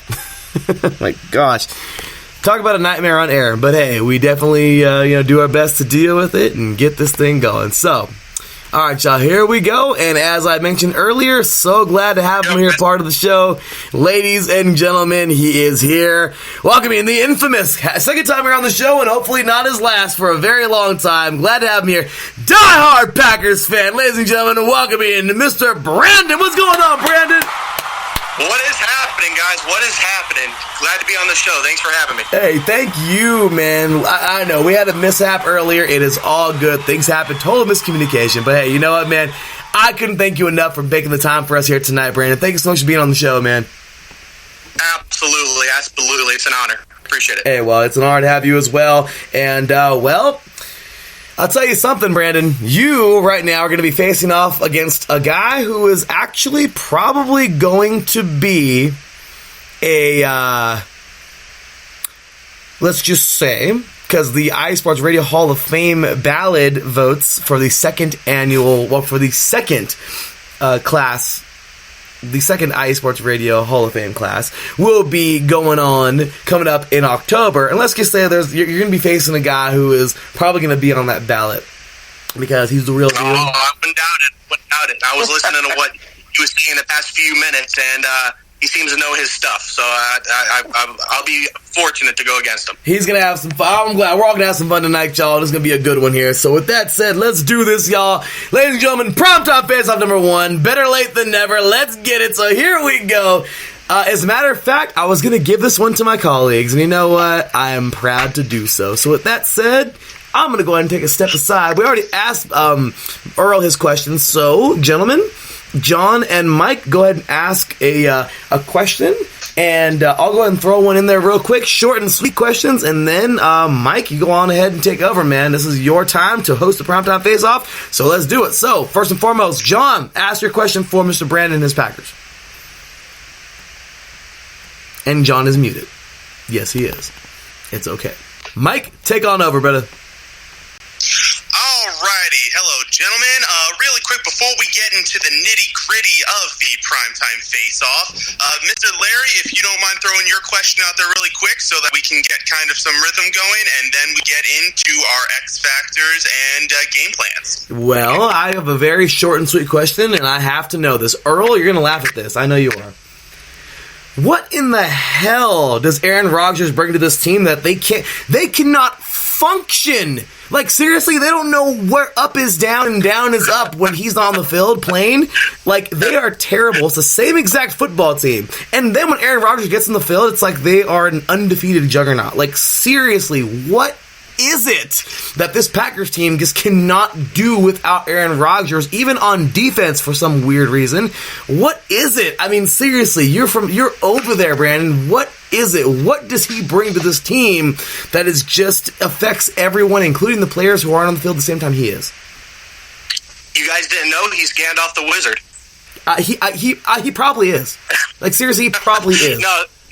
Seriously, though, I mean, when you watch him in his interviews, he's humble. He's never one to take the credit. He says it's a team effort. So just imagine whether it be Joe Montana, whether it be Dan Marino, any of the big hitters that are Hall of Famers, they get onto the field, they're more than just a difference maker. It's like the energy that they have, the confidence that they have, just gets sucked in by every single individual. I don't care if it's one of the players, if it's one of the coaches, anybody on the staff, hell, it's even all of Packers Nation. And you feel it. Perfect example. Look what happened last year when he had his leg almost broken from the Bears. He goes into the locker room, he's limping out on one leg, and he still finds a way to beat them. I love the answer, and I you know what? Silly me for not understanding that earlier. So, all right, John, are you still with us? All right, well then, begin the face-off. All right, here we go, Mike. Start us off, brother. Do your thing. Alrighty, gentlemen, I want a good, clean fight. No shots below the belt, metaphorically speaking, of course. Although if you can manage to do that through the computers, I will allow it, so we'll keep that in mind. So, Mr. Earl, let's start off with you. You are the away team, and you are also the first one on tonight. Kick us off, Earl. Give us your number one X factor for your Eagles as for this game away in Green Bay. Now, my number one X factor is Jordan Howard. You got to give him the ball. I would say you just got to hand him the ball. Last week, as he was, throughout the season, he's been gaining the most yards, but they keep wanting to put in Miles Sanders, which is, he's not getting it done. He's like 3.1 a carry, whereas Jordan Howard's something around 4.2 or 4.1 a carry. So you got to run the rock. You got to get a good balance, and you got to try to keep Aaron Rodgers off the field. So you got to have some long drives, keep him off the field because the defense can't stop him. Yeah, that's very true. That's very true. Aaron Rodgers is tough to stop. All right, Mr. Brandon, now your turn. Number one X factor for your Packers hosting the Eagles tomorrow night. Oh, you're definitely going to have to go Aaron Jones. You're talking in the NFL rankings. He already moved up 4 spots, so that puts him at, number 8, number 9 for the week. So just within the first 3 games alone, he has almost 50 attempts, almost 200 rushing yards. Yeah, it's not incredible at his, just under 4 yards per carry, but it's reasonable, especially when you're considering 3 rushing touchdowns. And he's not just the factor of rushing. I mean, you're talking the guy almost had 10 receptions for almost 40 yards. So, yes, last week against the Broncos, again, it wasn't shining for 1.9 yards per carry, but guess what? He hit pay dirt twice for the Broncos, and that's what it counts. It's been a long time since we have been able to have a running game, to have somebody in the goal line situation be so important and to improve that much into the red zone.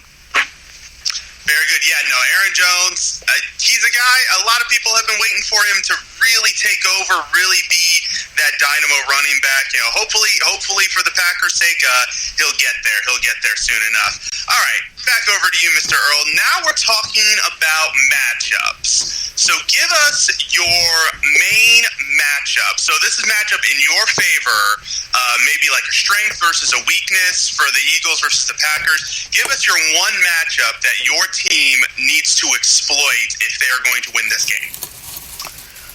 I would say our offensive line has to keep Wentz healthy, keep him upright, and instead of basically passing all the time, you got to run. You got to attack, and keep them off guard defensively. Other than that, they're going to have a tough time. Fair enough. All right, Mr. Brandon, what is your matchup that you think your Packers need to exploit in order to come away with a victory? It's definitely going to have to be, of course, the ongoing building defense that we have to take down the offensive line of the Eagles, as well as for the quarterback and the running game. I'm very, very shocked in a happy way to say, the Packers defense is number 1 in the entire league in takeaways, which I believe is either 8 or 9 of the season. In scoring defense, you're talking that's 11.7 points per game allowed. So when you're talking against monstrosities like the Patriots, like I wouldn't say the Falcons, but the Cowboys, and the Packers are able to hold the number 1 slot just within 3 weeks in, hell, I don't have to tell you guys, the last time we ever had a defense that phenomenal was, I think it was going back to Super Bowl 45 back in 2010. So when you're seeing the buzz online about, wait a second, this has a little bit of feel of that Super Bowl year, people can see why. Yeah, by the way, as a Redskins fan, you are welcome for Preston Smith. Thank you. I will pass that along. All right, back to you, Mr. All right, so far we've talked about individuals, like little matchups here and there, but let's talk big picture, grand scheme of things. What do you think should be the Eagles' game plan for this matchup? Their whole, top to bottom, offense, defense, all the way. All right. As I said before, about you got to establish the run. I say defensively, you're gonna have to take some chances. You're gonna have to blitz a little bit. You can't let him stand back in the pocket on you all day. You can't, because the corners won't hold up. We have one of our linebackers coming back, J. Hill, so there may be a little bit of an upgrade there. And I think you got to use Darren Sproles a little bit. This is maybe a game where Darren Sproles might, present some mismatches. Moving around the formation, run and pass with him a little bit. But it's one you got to, see fewer carries for Miles Sanders. Yeah, definitely. Definitely diversify the offense, and don't let Aaron Rodgers get comfortable, because if he does, you're in trouble. You're in a lot of trouble. All right, Mr. Brandon. Yeah, absolutely, for sure. All right, Mr. Brandon, you guys got the home field advantage. You got to be feeling good. What is the game plan? How do Packers offensively and defensively win this? We just talked about a little bit ago, the defense has to make sure they keep that momentum rolling. We need to see the Smith brothers, even with Alexander in the backfield, all of them are being able to prove that they have the ability and chemistry to be able to read off of the plays before they ever happen. Now, you flip the coin and you talk about the offense. Aaron Rodgers will be the first to tell you. He says this offense needs to wake up. Hell, we need to start making some plays because at some point this offense is going to be dominant. So you talk about the first few games, sure. I mean, they only had a few touchdowns. I mean, you figure he only threw 4 TDs in 3 games. I mean, that's not phenomenal. That's not Mahomes type of stats. So they're bound to break out. It's a matter of that chemistry coming together, and I believe as long as they keep the running game going and they're able to do more play action passes, and if you keep that ball in Aaron Rodgers' hands, I believe I saw a stat on NFL Network yesterday that says at 3 seconds or longer, he's 90% plus in his touchdowns with 40-plus yards or more. That's insane when you think about it. Yeah, absolutely. Absolutely. All right, gentlemen. This is the fun part of the showdown. This is where we get the actual showdown parts. All right. Each of you guys take about, let's say, minute and a half ish. Final thoughts on the game.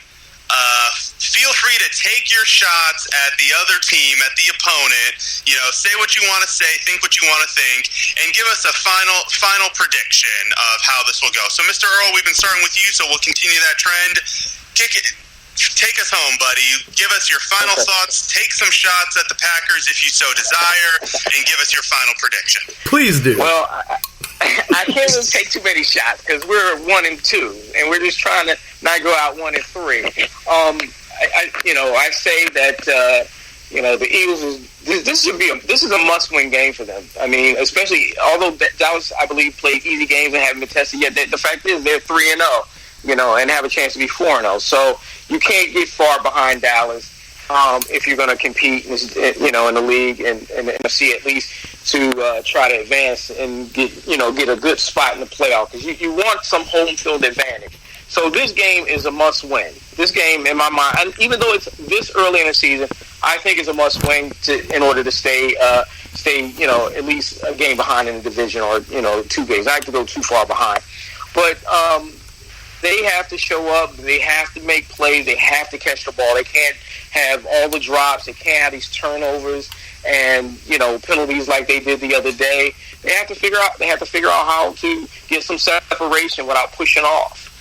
So a lot. I'm critical of what the Eagles did this week. So I understood the young man that was frustrated and mentioned them during his interview after catching babies. So it's tough. I probably would have said the same thing.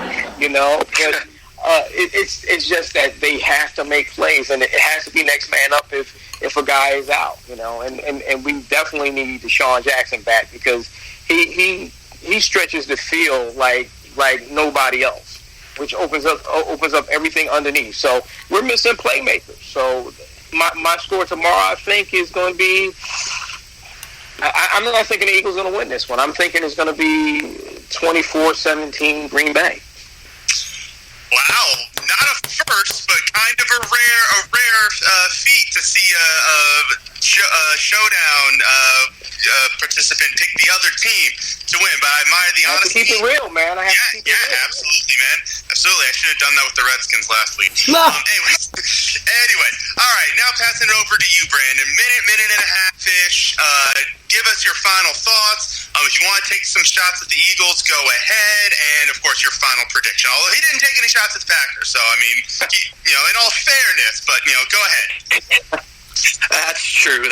I mean, we all know I'm not looking forward to 4th and 26 when the Eagles intercepted the Packers. Oh, yeah, you know what I'm talking about. So a lot of my friends who are Eagles fans try to not let me forget that. They're like, how'd you like that 4th and 26? So I got to come back with, how would you like a Hail Mary in the 4th quarter with Aaron Rodgers? So, but I'll tell you what, guys, it's going to be very interesting because you're talking, again, the Packers defense, when you're looking at their points per game, they rank second. Their yards per game, they're 13th, and passing yards per game is 5th. So there's your key right there. We rank within the top 5 in the entire league between the points and yards, where the Eagles defense ranked 24th and 29th. So I don't see that being necessarily as big of an issue. What I'm more concerned with is the offense. If we can make sure we keep the balance like they've been doing between the run game and the passing game, you're going to see the big plays. I don't feel it's going to be a blowout. I will agree with what he just said. I believe it's going to be, if anything, a 10-point game.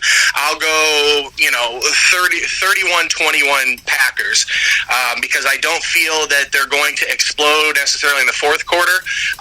Knowing with how Mike Petit's defense is, he's going to want to start strong in the first quarter, and then Matt LaFleur is going to want Aaron Rodgers to bust out at least a couple touchdowns within the first quarter as well. So I'm definitely saying look forward to a strong start, and especially going into the first half.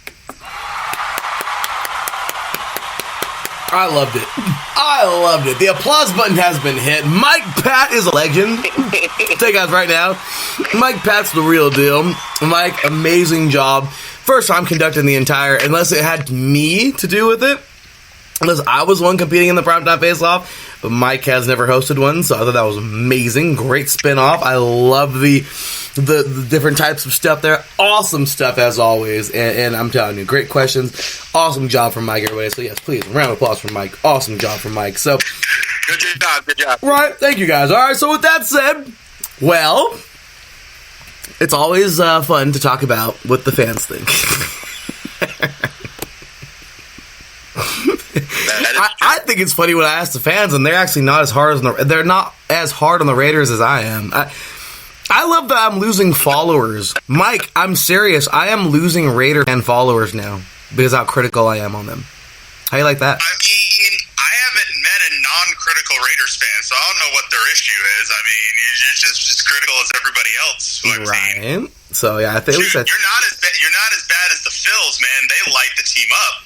Oh, I love the Phils. Phil and Phil, the Unfiltered Truth here on IE Sports Video. Oh, they go in on this terrible football team and tell you how terrible the Raiders actually are, and no sugarcoating, and exactly what kind of crap we see on the field. And I'm sorry. Larry, how terrible the terrible Raiders are. You got to throw 2 terribles in there. You're right. We might have to get Charles Barkley on the show just to say terrible one time because they're that bad. So I'm just saying, guys. So anyway, enough about the terrible Raiders and just how stupid this entire organization is being at the moment. Let's go ahead and get on into something that actually makes sense in the world, and that is Thursday Night Football tomorrow. I can't believe Earl's going against the Eagles. I am appalled. I'm not going against them. I'm just telling you what I think is going to be the score. I'm rooting for him, though. I hope I'm wrong. Well, I think Earl is in the ballpark. And I think Brandon is very excited for his team. And I think that a whole bunch of fans are excited for this because, oh my gosh, overwhelming avalanche, whatever you want to call it. Ladies and gentlemen, with 82% of the votes, Mike Pat, did you hear me? 82% of the votes. I heard it. You, the listeners, are going with the Green Bay Packers to win this thing. Oh my There we go. Goodness. There we go.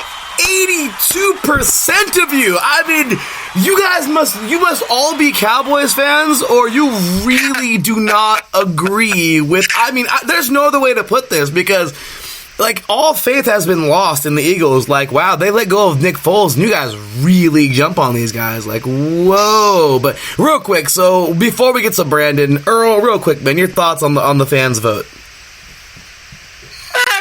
You know what? It's what it is, but those votes will change near the middle of the season when the Eagles start winning. That's all. I like it. We got room on the bandwagon. We got room. We got room on the bandwagon. I like that. Yeah, come on.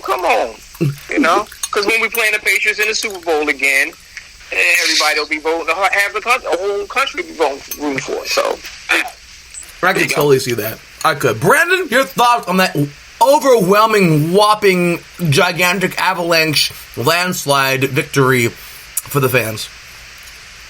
Oh yeah, they're skiing down the hill. I can see it right now. Oh yeah, it's It's going to be fun, guys. Nothing again bad to the Eagles, but when I was seeing them play the other night, and I'm seeing Wentz get pounded, and he just keeps getting hit and knocked to the ground, I'm like, God, where's their offensive line? He needs some support. He doesn't need to get out and get another broken collarbone or shoulder or something. I mean, give Wentz some help there, and it's not going to be a good thing. I'm not trying to be mean and rude about it, but I mean, when you're going to go against one of the toughest defense, meaning the Packers, they're not looking to slow down. They're looking to keep picking it back up. And then to top it off with, including tomorrow, you figure what the next 4 games that the Packers play, 3 of the 4 are home. You top that off with momentum. The one bright side I would love to tell Earl, we'll do what we can on week 5 to take down the Cowboys for you. Appreciate it. Absolutely. I love it. I'm always a fan of whoever's playing Dallas that week. There you go. Agreed. I'll tell you what, Earl, there's somebody on the line right now who actually is playing Dallas this week. Yeah, ladies and gentlemen, there's no other introduction to give this man. The one and only Fat Mac himself. Y'all smell that gumbo? Colin Reynolds, what's going on, Colin? Hey, what it do? What's up, man? Well, all right. To add to Kylam, we actually have another person joining us right now to go. We're transitioning, so Brandon, hang tight. But we are transitioning right now because, I love what he said. I love what Earl said. He says, "I'm a fan of whoever plays against the Cowboys." And we have a Cowboy fan who just happened to pop up in the conversation. Ladies and gentlemen, welcoming the one and the only Mr. Ashton. How's it going, Ashton? Good, man. How are you? Hey, Ashton, real quick, man. Earl said he really hates your Eagles, man. He said he hates my who? He hates your Cowboys, man. I'm sorry. He said he hates my Cowboys? He hates them so much. He hates the Eagles. I hate the Eagles, too. Okay. So my guy, I take it the guy is the Green Bay fan, right? The guy? Oh, Brandon? Yeah, Brandon's Green Bay. Okay, you're the Green Bay fan? Mm-hmm. Oh, yeah. Okay. So, what do you think about your chances against the Eagles, first and foremost? What, for the Green Bay against the Eagles? I'm hoping it ain't going to be a blowout. I'm hoping it's going to be like what Earl and I were already talking. I'm hoping we don't know. I'm pretty sure it's going to be at least a 10-point game that the Packers are going to win by, if it's not more than that. But yeah, he's going to open it up in the first quarter, first half. Won't surprise me at all if Rodgers gets 3 touchdowns in the first half and Mike Petit's defense holds the Eagles to 3 points or less. Ooh, hey, Ashton, you play the Packers? Wow, you must have thought I left. You heard that? Hey, just so you know, Ashton, you guys play the Packers coming up. I mean, in 2 weeks, he's gonna come to Dallas and he's gonna get beat, and we're gonna turn it into a 1 on that day.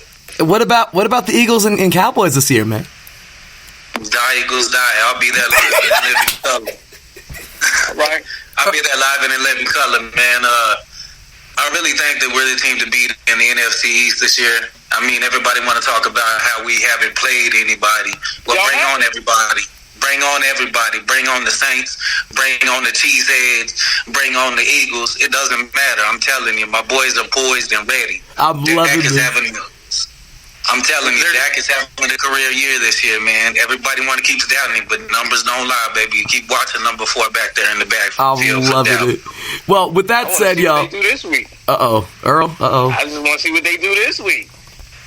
There you go. Same thing we did a few years ago when we went and beat the unbeaten Saints. Same exact thing, baby. You'll see.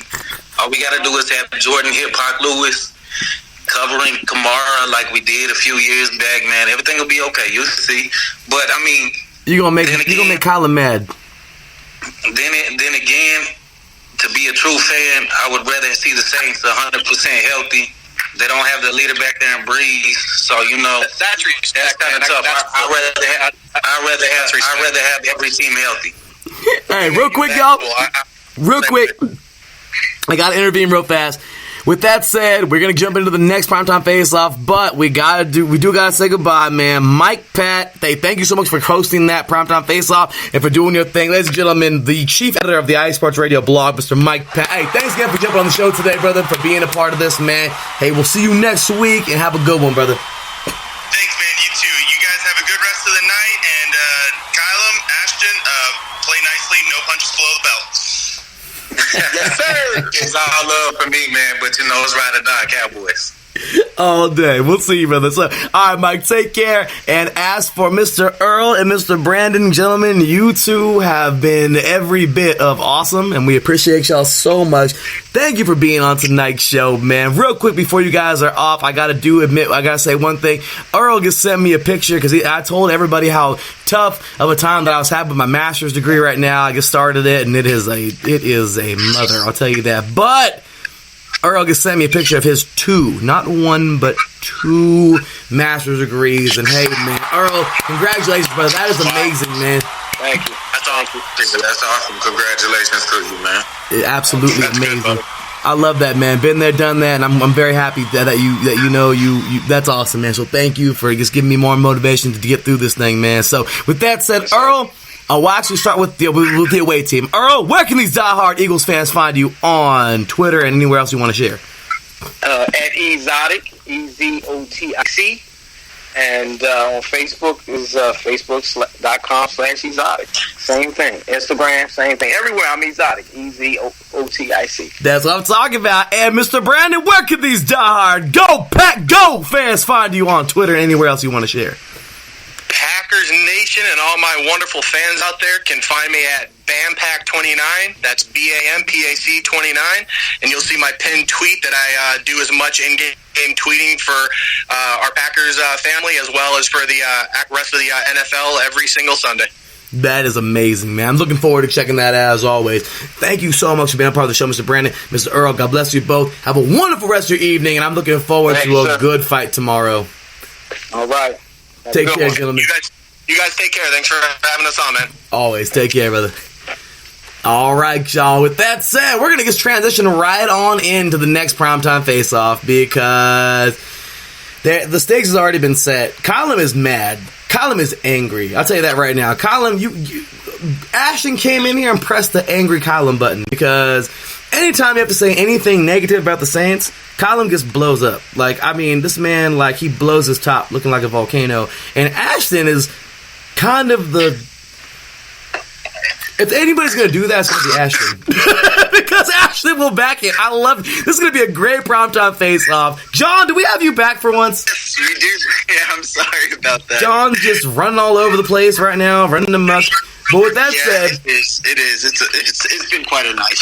It's okay. Well, you're ready to host this one, John. This is all you, brother. You get to host it all day long. So, hey, primetime face-off number 2. Let's get it. We got in the away corner coming on over this week to take on a team who... Well, let me go ahead and restart that. I got a little different way of doing this right now. Let me go ahead and restart that. Ladies and gentlemen, representing the away team and the away team of this week, quite the team to watch for numerous reasons. Why are they the team to watch for numerous reasons? Well, because they're 3-0 right now and they're looking pretty damn good in the NFC East. Ladies and gentlemen, welcoming, representing the away team, the Dallas Cowboys, Mr. Ashton. What's going on, Ashton? Like, man, just sitting there cooling. Thank you for letting me be on the show and, doing what I love to do, and that's repping them Dallas Cowboys. All day, brother. And representing the home team. The team from the Bayou. The team who has so much gumbo on this team. It's like a damn... seriously, I just want to tell you this right now. The Superdome should just literally be made like the gumbo pot because I'm serious, man. Every time Kylam comes on one of these and talks about how much this team reminds him of some delicious gumbo because of all the amazing ingredients, seriously, I am convinced now that that's every time I see Saints, anytime I see the Saints playing, I think of gumbo. I'm dead serious, man. This is what happens when Kylam jumps on the show all the time, and I love it. Ladies and gentlemen, welcoming proud member of the IE Sports Radio family, proud member of the Defining Moment family, and proud member of the 3 and Out family, and of course, diehard Saints fan, diehard anything from the Bayou fan. What, ladies and gentlemen, there's no other way to say it, man. Welcoming the Fat Mac himself, ladies and gentlemen, the one, the only Mr. Colin Reynolds. What's going on, Colin? Baby, I'm a Saints fan. That's why I'm loving it.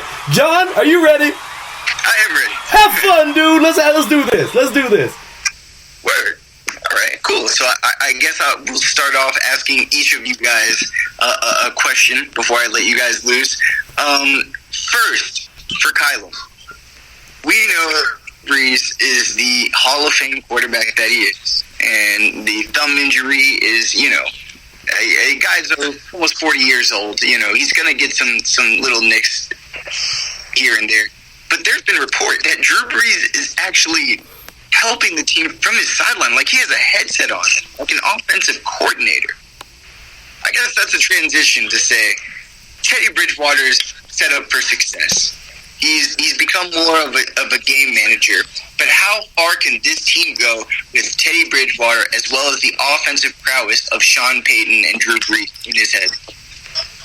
Well, great question, guys. The first thing's the first. The Saints have to weather the storm. That's the first thing. To never give up. But if you look at Bridgewater just this week, went into Seattle, composed as possible, 19 of 27, 177 yards, 2 touchdowns. Composure is the key. But then they have Drew Brees on the sideline this Sunday night, an extra pair of Hall of Fame eyes in the brain of just a juggernaut of a brain. I mean, that just gives you so much more confidence. And then with the Who That Nation came on, Bridgewater's got the butterflies off. I mean, he gave an emotional speech after the game.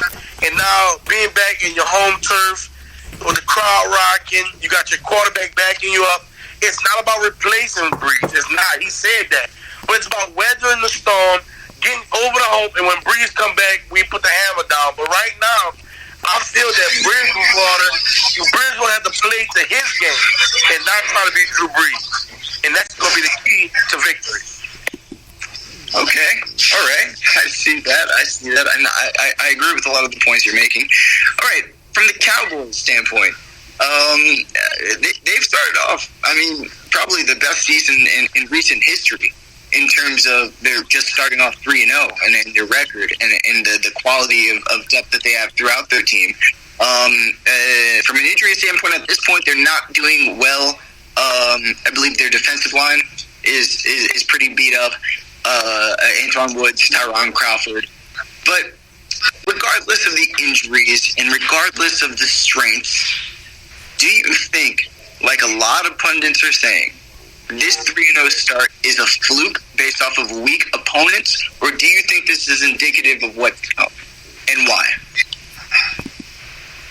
Well, first of all, man, I got to say, you could go with the weak opponent thing if you absolutely want to, but anytime you play somebody in your own division, no matter who it is, it's always a tough game. That's just how it is. And second of all, we do have injuries across the board. We have Xavier Woods out, but Thompson stepping in nicely. I believe that we're going to continue to pick up where we left off in week 3. We had a slow start against the Dolphins, and then we bounced back quickly in the second half. We have all the depth that we need. You can talk about the guys not being out, but I absolutely, honestly don't feel like it is a fluke. I feel like you guys will see when we play those teams that are supposed to be these great teams, you guys will see the result. The boys are going to come out on top. All right, I like the confidence. All right, so we talked about the bigger picture. We looked at these teams in their context. Let's talk about how they match up with each other. So the Saints and Cowboys, 2 teams that are on the up and up, surprisingly, with Teddy Bridgewater. But what is going to be that X factor for the Saints? What's going to be the thing, Kylam, that's going to bring the Saints over the edge to be able to take on a Cowboys team that's undefeated? Well, everybody in America is saying Teddy Bridgewater is the X factor on the Saints offense. And I think that with him getting those jitters off and the rust, don't forget, this guy was a starting quarterback in Minnesota, played some meaningful games, And he turned down a starting spot in Miami to be the backup, the protege to Drew Brees. So he's soaking all that information from Drew and Sean Payton. But the X factor was going to be key this week will be our offensive line. We need Andrews Pete. Yeah. We need him to block. We need this rookie center, McCoy, to block. And we also need our pass protection. Because, yes, they have a great end in DeMarcus Lawrence. And I feel that we have to contain him. We have to contain him. Jalen Smith rushing from the linebacker standpoint. Two great defenders, but our line has to hold, and that's going to also open up that passing game for Bridgewater because he does not have that snap and pop release like Drew Brees. Drew Brees like 1, 2, 3 go. Bridgewater's like 1, 2, 3, 4, 5. Then it's gone. And those 2 seconds gonna hit the cadence is key. So for have the cadence down, the blocking down, and to open up for Bridgewater, and then Kamara's gonna do what he gotta do because he have revenge for the last year game when we played him in Carolina. Yeah, no, that's a fantastic answer, especially for a backup quarterback. I mean, the offensive line is everything. I know. Kyle Allen had a good offensive line last week, and look at that. Everybody says how he should replace Cam. I don't know about that. But, hey, hey, John, I know a lot of people are wondering, a lot of listeners right now probably wonder, like, why he didn't say a big name. I'm not going to say a big name because we know what our playmakers can do. We know we lost our leader, but what I'm telling you is, if we can hold the composure, hold those DNs, and stop the pressure, Bridgewater will be much more relaxed on his home turf, and he'll be a different Saints team even after the great performance from Sunday. Hello? Can you hear me? Yeah, I'm here. I hear you. Yeah, blinked out for a second. But yeah, I completely understand, or I agree with what you were saying before that, because Teddy Bridgewater only threw like less than 200 yards and 2 touchdowns in the previous game, and that's kind of how Kyle Allen was. I mean, he had a lot of touchdowns and was very accurate, but he didn't throw for an outstanding amount of yards. And it all comes down to execution, being able to protect your guys, be able to be confident in your offense, and then your playmakers will do your thing. You know, the Christian McCaffreys of the world will do whatever you give them an inch, they'll take them out. So, yeah, I agree. So I'm going to flip it over to the Cowboys.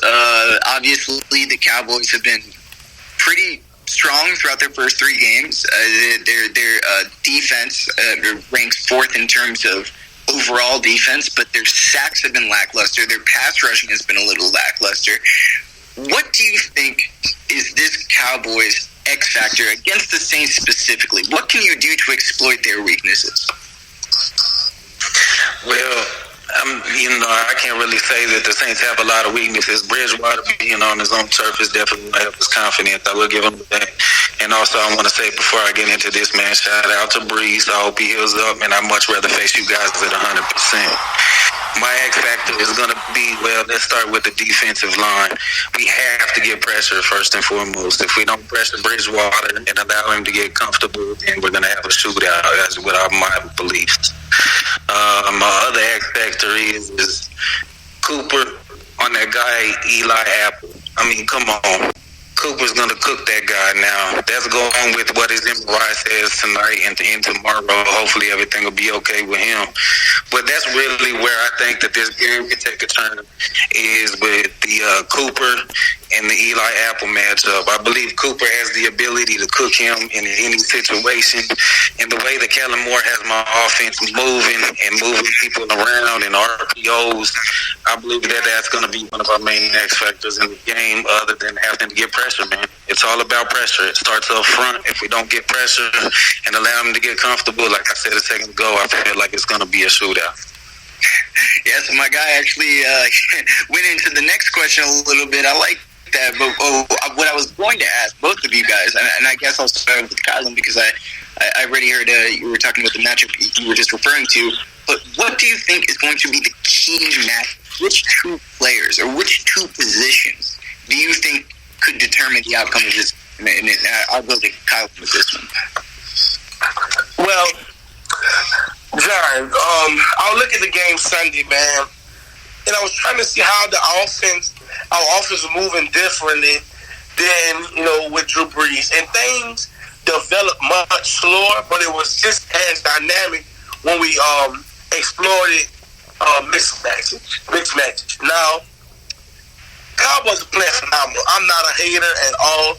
Cowboys are playing phenomenal on the offense side, but their defense is suspect. And then, like you said yourself, that the pass rushing, but Jalen Smith, Sean Lee, they have some great backers. Now, these DBs, I think this is what I'm thinking, and this is how I'm feeling from just watching the Dolphins really were running some good route running, but they couldn't really execute. And I don't want to. Dude is great, and he's a veteran, but I think Byron Jones will be. He's a weakness this week. I think. I don't know if Traquan Smith's going to play. Have ankle, or whatever. But I think Ted getting down the seams, if he's going to switch over, because Byron Jones plays outside in the slot, I think we're going to find those mismatches, and that's what I'm telling you about. Also, Kamara playing in the slot, Kamara out the backfield. It's going to be an overload, and that's what we're going to need. We're going to have to overload the weakness and then exploit the mixed matches. And we have to play to our advantage because, like I stated earlier, with Bridgewater, things are a little bit slower. They're going to develop a little bit slower. So when we see a mismatch or it comes to a comfort zone of Bridgewater, we have to capitalize. So I think that weakness on that side will be more Byron Jones from that cornerback perspective, even though he's a great veteran. Don't get me wrong. And if we can contain DeMarcus Lawrence, our run game will open up. Okay. All right. I see that. So did you want to add anything, or were you satisfied? You asking me, was I satisfied? Boys. Were you asking me if I was satisfied, man? Yeah, if you were satisfied with that Eli Apple matchup you were referencing before. Yeah, that would be one of my, main matchups. And then Kamara, man. We got to slow down Kamara. Kamara can move into the slot. He can catch the balls out of the backfield. There's a lot of different looks that they can do with that guy back there. So that'll be another matchup. We got to definitely keep him on the wraps. But as you said earlier, man, last year, Jordan Lewis did a hell of a job of doing that. So we'll see what happens. Okay, yeah, no, I definitely agree, especially stopping Kamara when he gets under that spot position, when he gets in the reception area. It's not even just the fact that he's like a freak athlete, it's the fact that everybody forgets about him when there's 4 other receivers running routes, and they forget about what a quality guy is. So, yeah, definitely need to have linebackers in at all times. So I guess we'll get to our closing, or we'll move to our closing statements. Here, and what was your name again? The Cowboy fan? Ashton. Okay, yeah. Let me refer to you as Ashton and not you. So Ashton, or looking crazy either way. Looking crazy. I thought that was your name on Scott, but I didn't want to call you that. He's looking crazy, man. No worries, man. No worries. I'm looking crazy. What can I say? Word. So okay. So we're getting down to the nitty-gritty, Ashton. Why are the Cowboys going to defeat the Saints on Sunday? I feel like we're the of course, that's tough to say again for the third or fourth time I said without Breeze. I'd rather have more %. But I feel like we're the more complete team. We have more options. And it'll be a hostile environment. But, hey, Cowboys Nation travel in packs too, baby. You'll see a lot of Cowboys fans in New Orleans. That's for sure. They're literally everywhere. They multiply like flies. I'm messing with you because I'm a Panthers fan, and literally half the time I go to a game, there's at least 20 Cowboys fans, even when we're not playing the Cowboys. You know why? It's because we're American team, baby. We're American team. You got the branding down. I'll give you that. What about you, Kylan? Why do you think the Saints are going to beat the Cowboys? Well, first of all, we off last year. It was a defensive battle. And then there's the rivalry, man, over the last few years, dating back. Even with Reggie Bush, even when T.O. was playing, it's been a rivalry with the Saints and Cowboys last few years. And we off last year, man, they played us well. They came out with the victory. But I feel that this year is going to be different. I think that because they haven't played anybody, and their confidence is through 1,000 right now, and you're coming to not 100% Saints team, but I say Bridgewater's not no pushover. He's been a starter in this league, so we still have confidence in our team. And also, you're in the Who Dat Nation, in the Mercedes-Benz Superdome. I mean, you're coming to a place where it's hard to play. It's loud. It's crazy. It's fun. I mean, they better be lucky, John, that we let them in the city, let alone the Superdome. But Canales is locked in. He's loaded. I mean, Michael Thomas, he's locked and loaded. And the Eli Apple analogy, let me tell you something. You would not have any apple pie this Sunday night. No apple pie. Hey, I know you can ask my colleague John. I'm a realist, and I know Eli Apple is sometimes just about suspect, but you will not have no apple pie this week, my man. It will not be no stars flying in the Superdome. And I'm telling you, if you want some good gumbo, John, here we go, John. If you want some good gumbo, spice it up, man. We gotta spice it up this week, baby. Bring it. You already know you're gonna get Thomas. You know you're gonna get Kamel. You're gonna get a little bit of Lattimore. But my X factor is to win the game, not just to start the game. I told you it was gonna be the O-line. But my X factor on offense this week, John, I know nobody's expecting this. It's going to be, drum roll please, it's going to be Murray, the running back out the backfield. It will be Murray. Snap will do his thing, but Murray will be the catalyst to carry. He will be the catalyst to carry. All right. Well, honestly, if he becomes the NFC Player of the Week next week, we'll know who to thank. Hey, listen. The running game will be key for the Saints this week, man. And look, Cowgirls, sorry. Oh, Ashton. I feel like you guys both made some pretty fantastic points. Hey man, did you mean to say who Dak? D-A-K. No! D-A-K. That's what you meant to say. Hey, all right. Ashton was killing it with America's team, the brand, as that's all you got. That's all they have is the brand. They have cowgirls and 49er fans across America. We got that. But listen, you know who that for the last 45 years is cowgirl. Dak don't want a Super Bowl. All Dak wants is a paycheck. If you want the money, you can have the money. We want the rings, baby. My God. We want the rings. Dak can have the paycheck. Just give us the ring, baby. And clearly, Kylam has the gumbo. Dak will be seeing stars and stripes. He is America's team. He will see stars and stripes when Cam Jordan put him on his behind. Ooh. It's all right, Brandon. You are going to see it from Queen and Tank, baby. You know what's coming. That's why you heard about the offensive. It's going to be the Cam Jordan show, baby.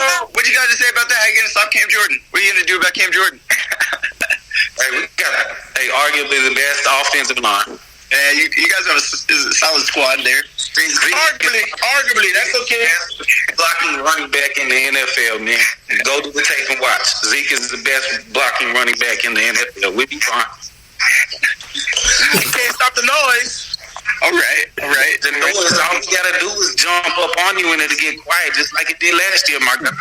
Ooh, he's bringing back the pass. He's bringing back history. Hey, John, another thing that John, how many false start penalties you think they're going to have? High or low? I would say plus or minus 7. Plus or minus 7.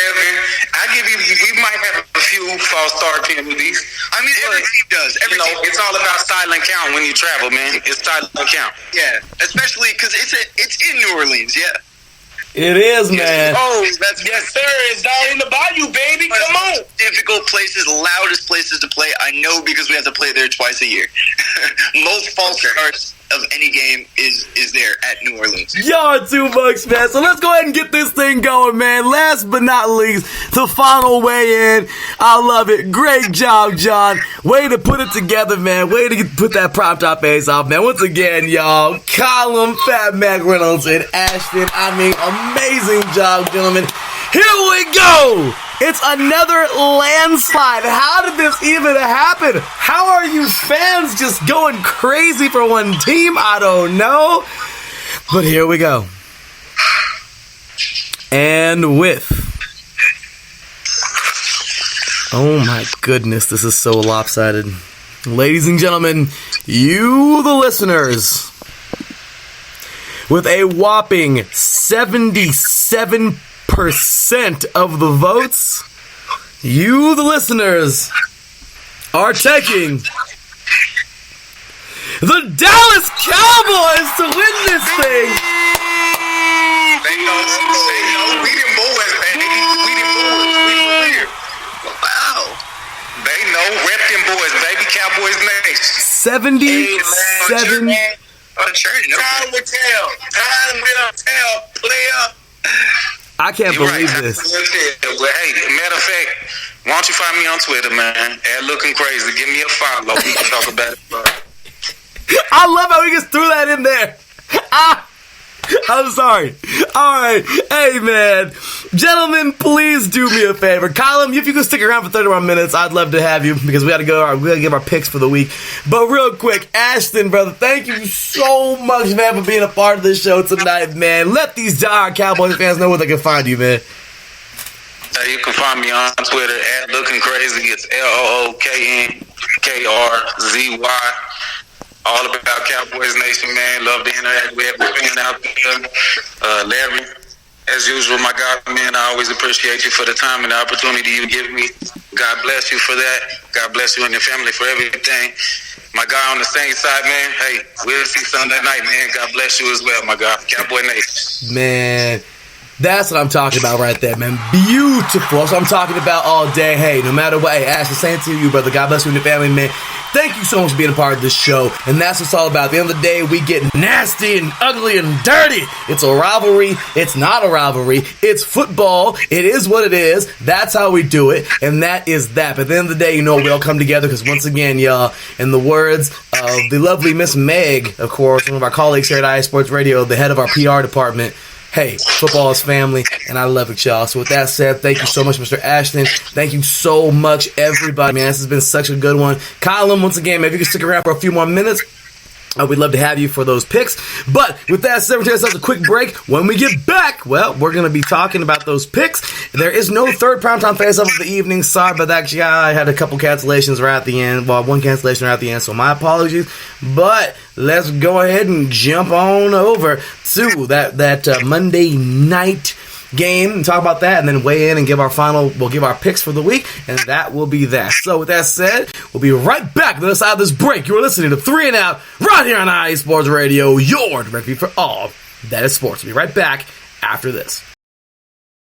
Were you listening to a great game on USRN, but then the Wi-Fi crashed in the final seconds? Or do you simply want to listen to the best calls we here at USRN have to offer? Well then, you need to go check out our Audio Boom page. It holds a collection of our best calls that you don't want to miss. How do I get there, you ask? You can download the Audio Boom app and look up Ultimate Sports Radio, or simply go to audiobook.com/Ultimate Sports Radio. And as always, thanks for listening and making USRN one of the most talked about sports networks on Mixler.com.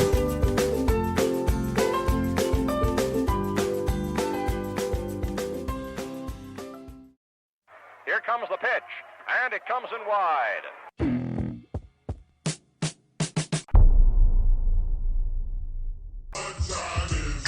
On the BS3 Sports Show. Welcome to the BS3 Sports Podcast. We hope your experience with us is amazing. Sports talk, comedy, social issues, and more. BS3 is the best source. Can you dig it, you sucker?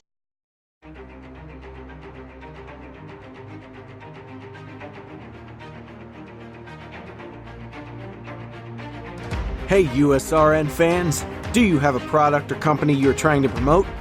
Look no further. USRN is teaming up with small local businesses trying to establish themselves via online promotion. Let us know if you're interested. Email us at usrnradio@gmail.com to learn more.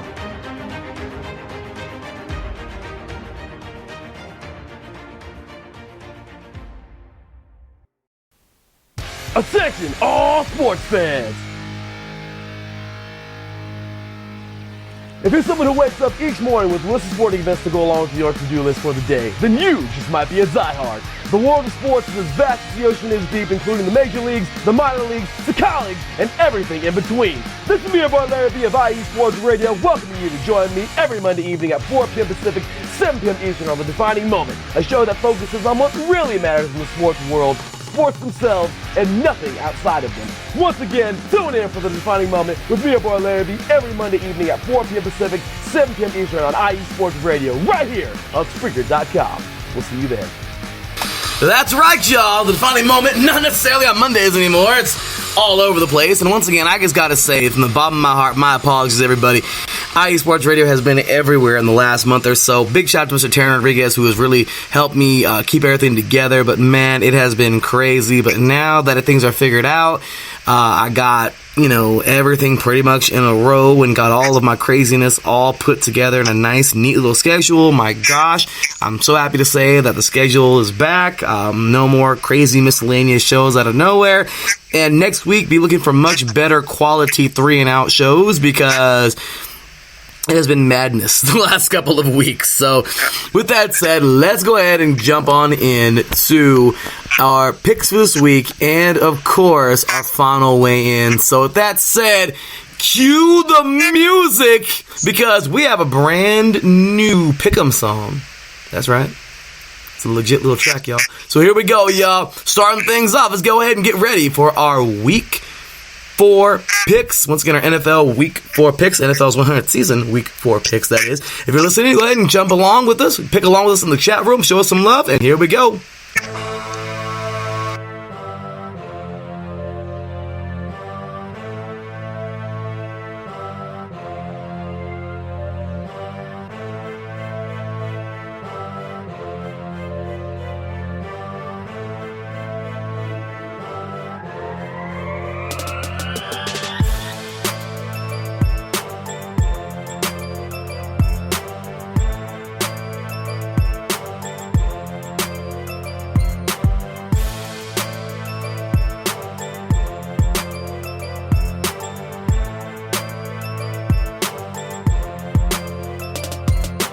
Here we go, week number 4, NFL week number 4 coming your way. Let's get it going, y'all. So, first and foremost, we have on Sunday morning, look at that, look who's up first, my beloved Oakland Raiders, who are absolutely the scum of the earth right now, taking on the 2-1 extremely hot Colts.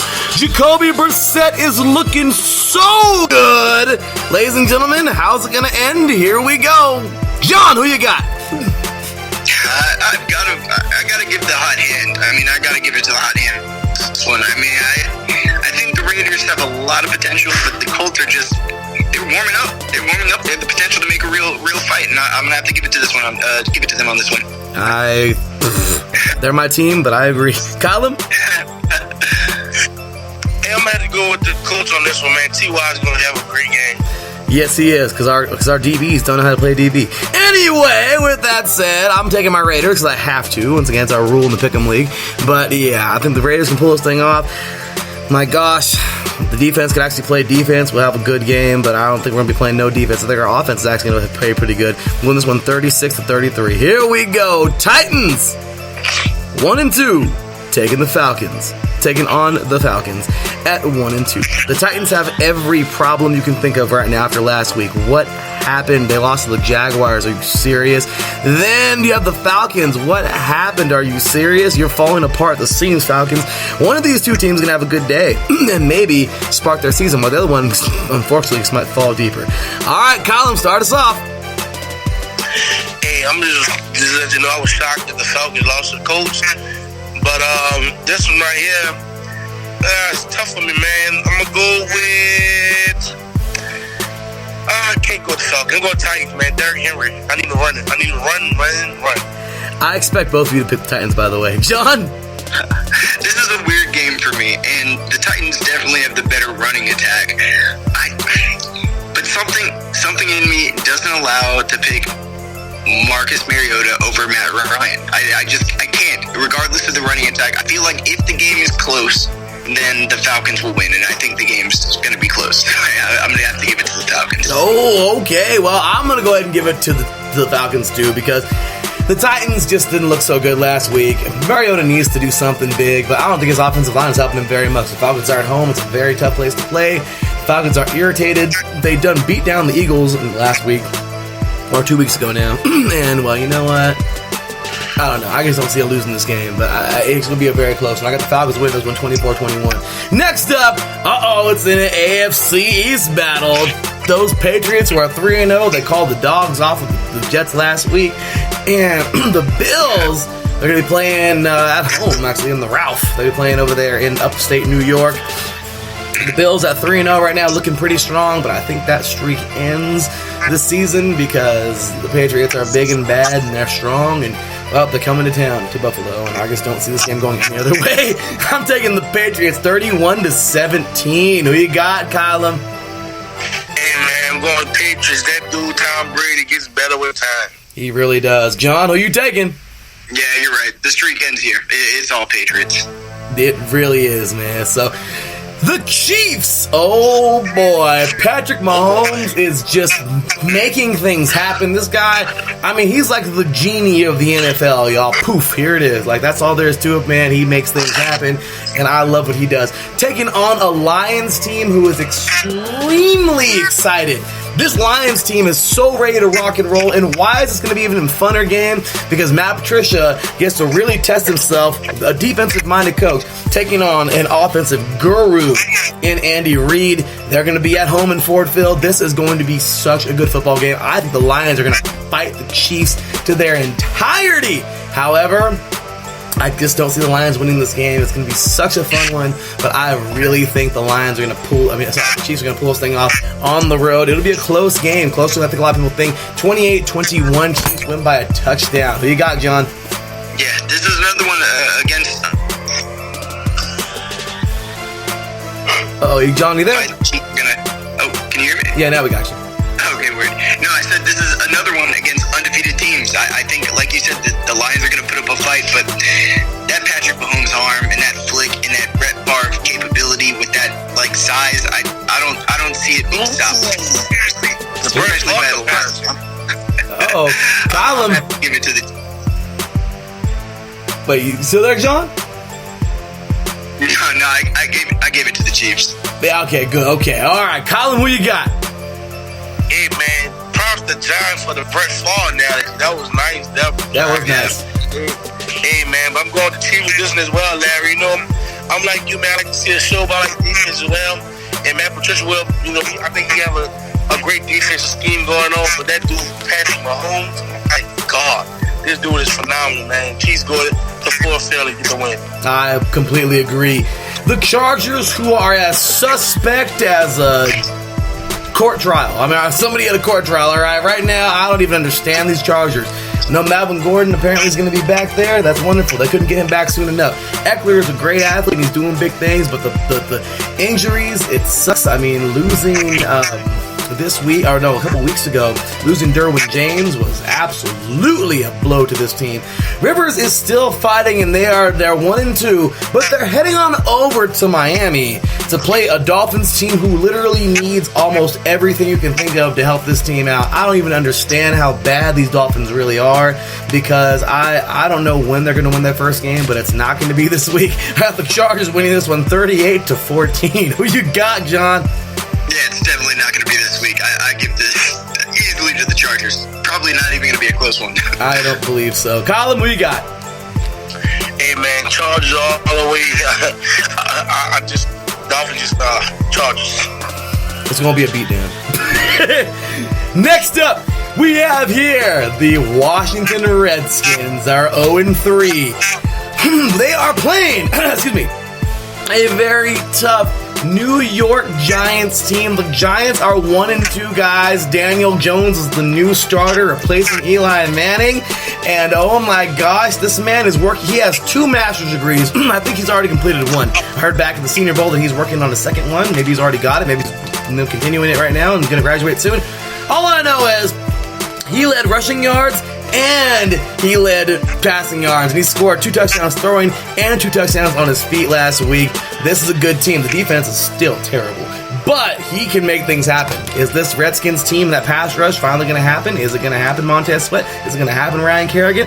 We shall see. But I think that's the matchup of the entire game right there, is that defense of the Redskins versus the offense of the Giants. It's going to be a good football game, and as much as I want to take those Giants at home, I think the Redskins got to get it done somewhere. I think this is the game they actually get it done, y'all. 31-28. Redskins win this game on the road. Who you got, John? I've got to disagree with that. I feel like Daniel Jones has given New York something, a bit of a spark in a way that it hasn't had since Eli was like a young man.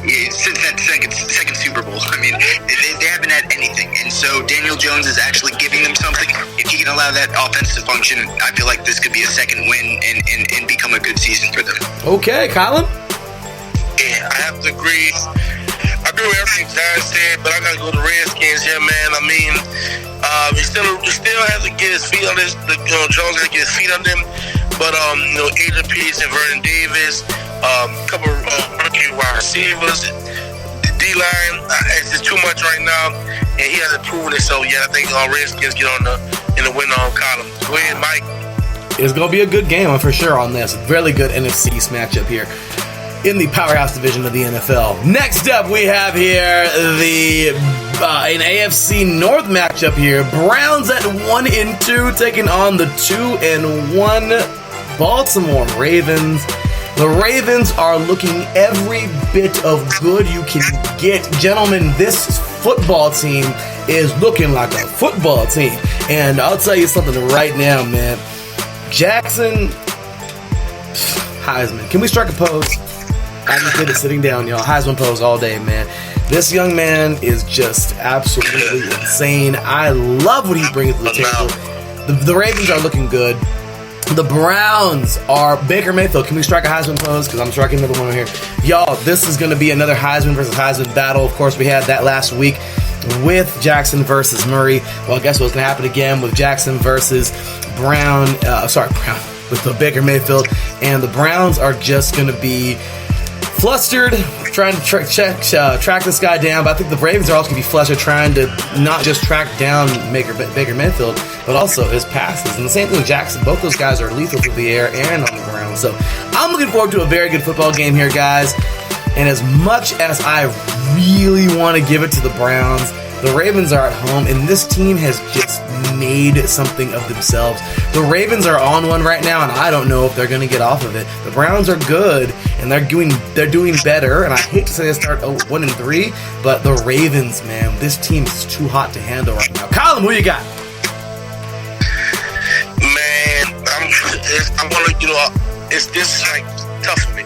I think that Odell goes off. I really do, because of some things the media is saying he just steps up when he's doubted. But then, man, my guy Mark Ingram is playing some hella fine football up in Baltimore.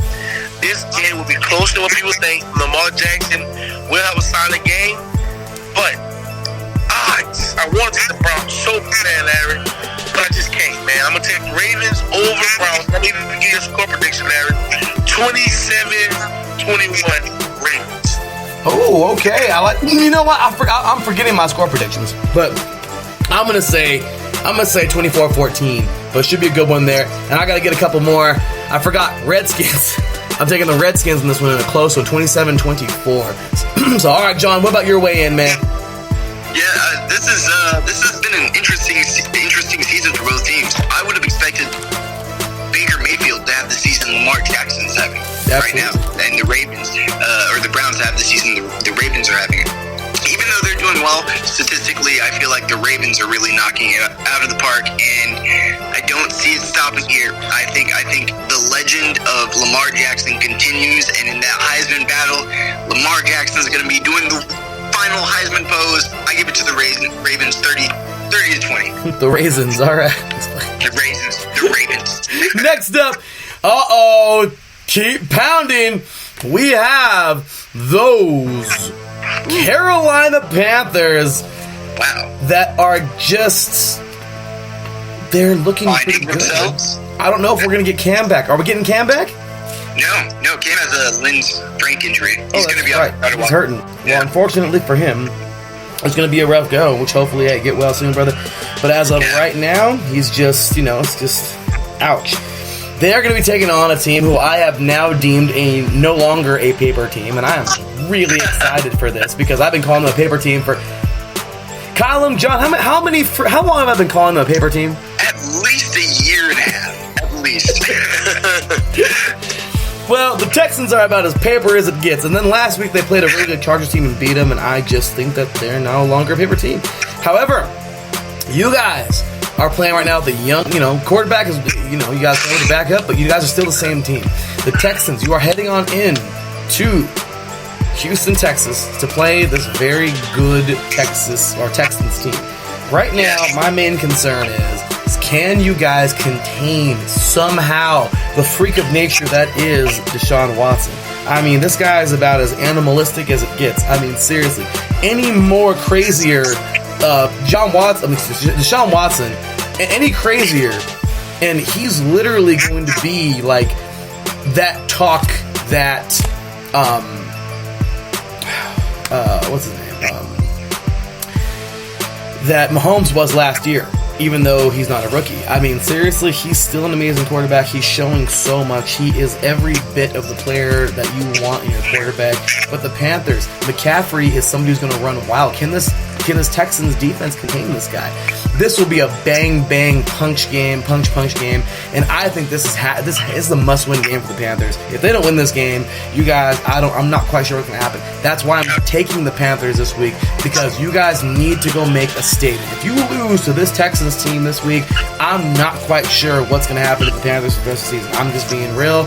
I don't know. I mean, you guys need Newton back really bad, because it sucks that you guys are, I think, a playoff team who is 1-2 right now, who's in jeopardy of going 1-3 with a very good Texas team. So I'm going to take you guys to win this thing 28-24 in a very close game, but it should be a good one. All right, who you got, Colin?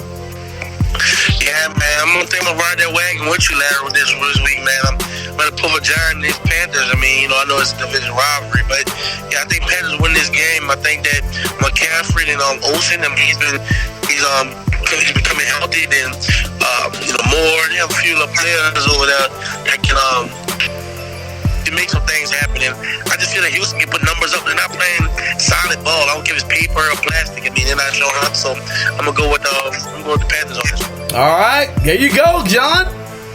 Yeah. First off, I need to say this is a completely different team with a healthy Kyle Allen versus an unhealthy Cam Newton. Cam Newton was at perhaps 70%. I don't know if you saw the tape in the first 2 weeks, but it was of the worst of his career, and we still came close, which just shows you the strength and talent of our roster. The fact that a backup can come in, an undrafted rookie last year, now a second-year undrafted player, Kyle Allen, can come in and utilize this offense to the way that it did last week against the Cardinals. We're not going to be seeing the same Panthers team we saw the first 2 weeks. We are good. We're going to dominate until Cam comes back and he's healthy, and then we're going to dominate even more in a flashier fashion. You know what, man? I think you guys are going to be I think you guys are going to pull this thing off. I really do. Yeah, I think so. Okay, next up, the Buccaneers, who I had so many nice things to say about in week 2 and took it all back because they lost to the Giants. In week 3, I don't care. This team was they were on the wall, they were on the fence, and I don't care. Well, I don't think it's going to get much better. They're going on over to Los Angeles to play the Rams, who just blew the brakes off of the Saints. I'm sorry, Colin. But, I mean, they just done did it. This is a very strong, tough-looking team, and you know what? I cannot wait to see how far they go this year. They might just face the Patriots and lose to them again in the Super Bowl. I'm just saying, because I don't think anyone's going to beat this team again. I'm just saying. You already got my Super Bowl champions, y'all. But it's going to be a very good season for the Rams. And if they win Super Bowl this year, then you know what? Hey, that's awesome for them. But we're not going to forget about the Saints because the Saints team is hungry. And with Breeze, man, I just know they're going to go very far. And we could possibly look at another Super Bowl champion there. So I'm really excited for this Rams team, though. And I just, regardless of what I may have said right now about, saying about the Rams losing the Patriots in the Super Bowl or however it is, I just don't see this going any other way. You guys, or not you guys, the Rams are going to just beat down the Buccaneers. It should be a decent game, but other than that, I just don't see it being close. I'm going to say 35-21, because I think the Buccaneers' offense is getting better, but it's going to be a 2-touchdown game, I'm pretty sure. So I'm taking the Rams in this one. All right, Colin, who you got? Well, I'm most definitely go with the Rams. Rams team is strong. They're strong on both sides of the ball. And the Buccaneers just, they're not ready to take the next step just yet. And gratefully that, they're not. So Rams just go ahead and put them in a deeper little hole, So that's cool for us. Absolutely. John? Yeah, I don't think the Buccaneers are even truly as good as their record. I give this easily to the Rams. It's going to be really ugly. I'm sorry, but all right. So with that said, maybe not that ugly, but I'm pretty sure, not pretty. Seahawks at 2-1, taking on a very good Seahawks team who just barely lost to a very good Saints team. Bridgewater has every bit. That man is every penny. I mean, seriously, every cent you can ask for. You can ask Colin right here, right now, when he's online. Colin, is Bridgewater not worth every cent? Hey man, highest paid backup, and last week he played for every dollar he got paid that week. Absolutely, man. So, all right. Well, with that said, this is just going to be a fun little football game because I don't know what's going to happen to Seattle because, they are so up and down. But I do know this week, I'm pretty sure they're going to get a victory. I don't want to sit here and be a jerk to Miss Angela because she is awesome, or to this Cardinals team, but I just don't see any reason to cheer this week. I think the Seahawks are going to just blow the brakes off of these guys, man, and it should be kind of lopsided. The Cardinals are 0-2-1, and I think they're going to drop to 0-3-1 because the Seahawks are just a very good football team, and I don't see them doing anything but winning this football game. That's all I got to say. Seahawks 31, Cardinals 17 in this game, and that is all there is to it. Yeah, I think this has the potential to be the first game that Kyler Murray really breaks out, just because the secondary has not been the same for the Seahawks since the Legion of Boom at all. It hasn't been close. But that being said, I don't think it's going to be enough to overcome the Seattle Seahawks. I think the Seahawks can win, but the Cardinals are going to put up a fight. Let's say 21-17 Seahawks. Okay, good. I like that score. Okay, what's up, Colin? What do you got? This game is going to be different. Even though Arizona's 0-2-1, Fitzgerald has been phenomenal. He's been playing solid. I'm putting like they're not phenomenal. He's playing solid. Kyler Murray, confidence is growing. I think they're going to give Seattle all that they have. And if David Johnson can put some balls going into the half with a lead, this can be real scary. And the Seahawks, I watched them Sunday. They're not as fast, and they're not as hard hitting as they used to be.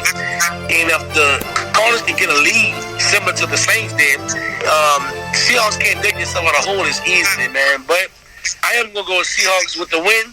It all depends on how the game starts off, but I go with Seahawks in the win. I think so, man. So next up, we got the Vikings and Bears in the NFC North battle. And seriously, guys, there's nothing to be. I'm not impressed with the Vikings. But once again, they played a very good Packers team. They almost beat them. They destroyed my Raiders, but once again, destroying the JV team isn't. You shouldn't feel good about beating up a 10-year-old.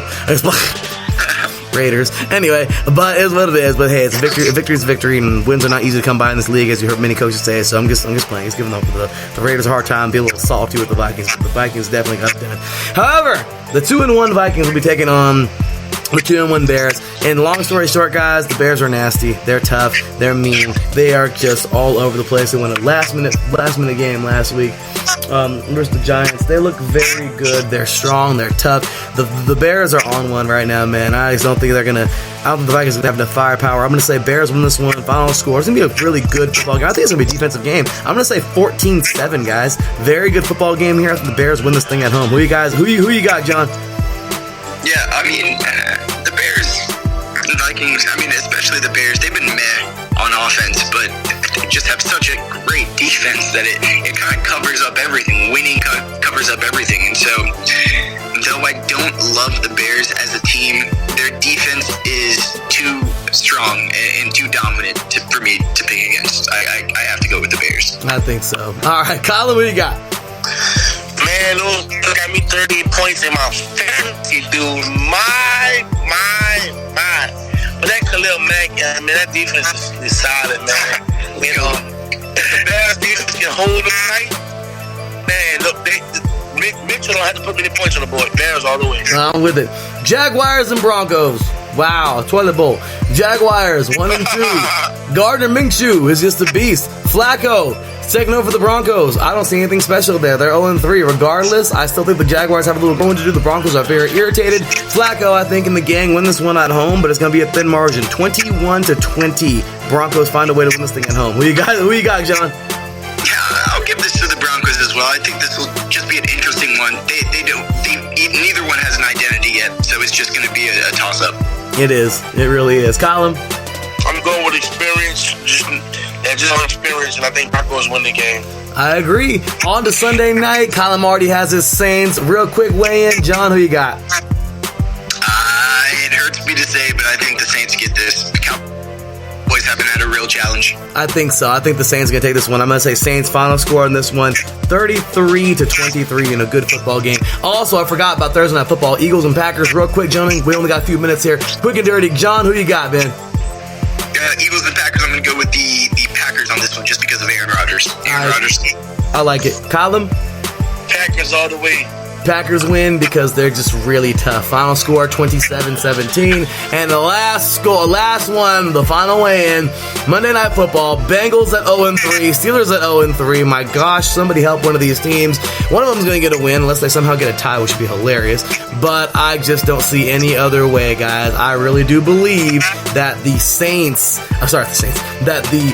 Steelers are going to have some kind of something at home. They played pretty well last week versus the Niners. The Niners are actually a pretty decent team. Bengals, I'm sorry, are going to 0-4. I'm going to say the Steelers win this one. Final score 24-17. Who you got, Colin? I beg a different, man. I think the division rivalry, I think Bengals going to Pittsburgh and beat the women. I think that Ross has a big game. Bernard Mixon, I think he's going to be one side. I think Bengals win this thing 31-17. Awesome. All right, who you got, John? Yeah, I have to agree with Colin. I think this is a chance for the Bengals to show what they've got against a weaker opponent. I'm going to give this one to the Bengals, but to a lower scoring, perhaps 17-14. I like it, man. So, okay, wait, one more time. Sorry about that. Cut you off. What was that? Oh, I'm going to give this one to the Bengals, perhaps 17-14. I like it. Good score there. So, all right, Joe. Well, believe it or not, that is the end of the show. Oh my gosh, another good show we had here. I'm so excited. Thank you, gentlemen, so very much. And of course, the final, of course, putting the cherry on top. Colin, thanks so much for jumping on in, man. So glad to have you as always, man. Really glad to talk basketball with you pretty soon, brother. So, with that said, man, hey, where can all these diehard Saints fans find you on Twitter? Find me at FatMac_K. That's FATMAC_K. Faith in trials, making Christian, helping hands, loving hearts, make the world a better place. Couldn't agree more. How about you, John? Man, I like that. I need to get a slogan too. But you can find me on Twitter at Carpan423. Hit me up. Let's talk some football. And then you can find me on YouTube at The Brothers Blue and check out the content we're producing. We're generating more in the coming weeks. Great stuff as always. And what can I say, man? He's the real deal. Also, y'all, you can catch me, your boy Larry B, at THEE_LB53 on Twitter. You can also catch me, or catch us all as a whole at IA Sports Radio on Twitter and on Instagram. And also give us a like at IA Sports Radio as well on Facebook. We certainly like that. And check out our website, iesportsradio.com. We got to get more active on there. Check us out, though. Sign up for our newsletter, for the forum. We got to make sure all that's going. But, hey, y'all, plenty of that to talk about coming up here. And finally, like I said, things are back under control, so we can definitely talk some more football and just get things underway and get things better. So, for IA Sports Radio. So, with that said, y'all, my gosh, the end of yet another show. Oh, as a matter of fact, let's go ahead and take a quick look here, because I forgot the voting poll is actually in right now for the for Monday Night Football. And real quick, y'all, with 76% of the votes, you, the fans, are taking the Pittsburgh Steelers to win this game. So there you go. Hey, that's you, the fans, have spoken. So with that said, y'all, cue the music, because we're out of here.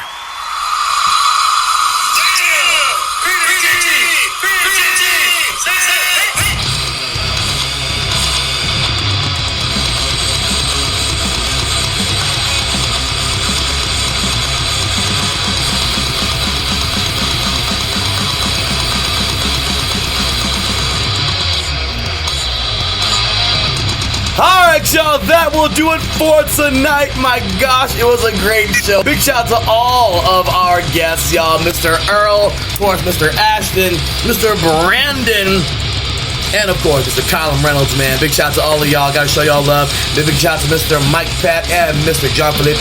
Everybody who makes this show work. As I always say, all glory to God. Without him, nothing is possible. All glory to above, y'all. That's what I'm talking about. All glory to God. And hey, we will see y'all next week. Until then, y'all, enjoy some great football. Remember, y'all, keep God first in your hearts. Keep your family first in your hearts. And show some love always to some football, y'all. We'll see y'all next week. Until then, take care. And as always, God bless.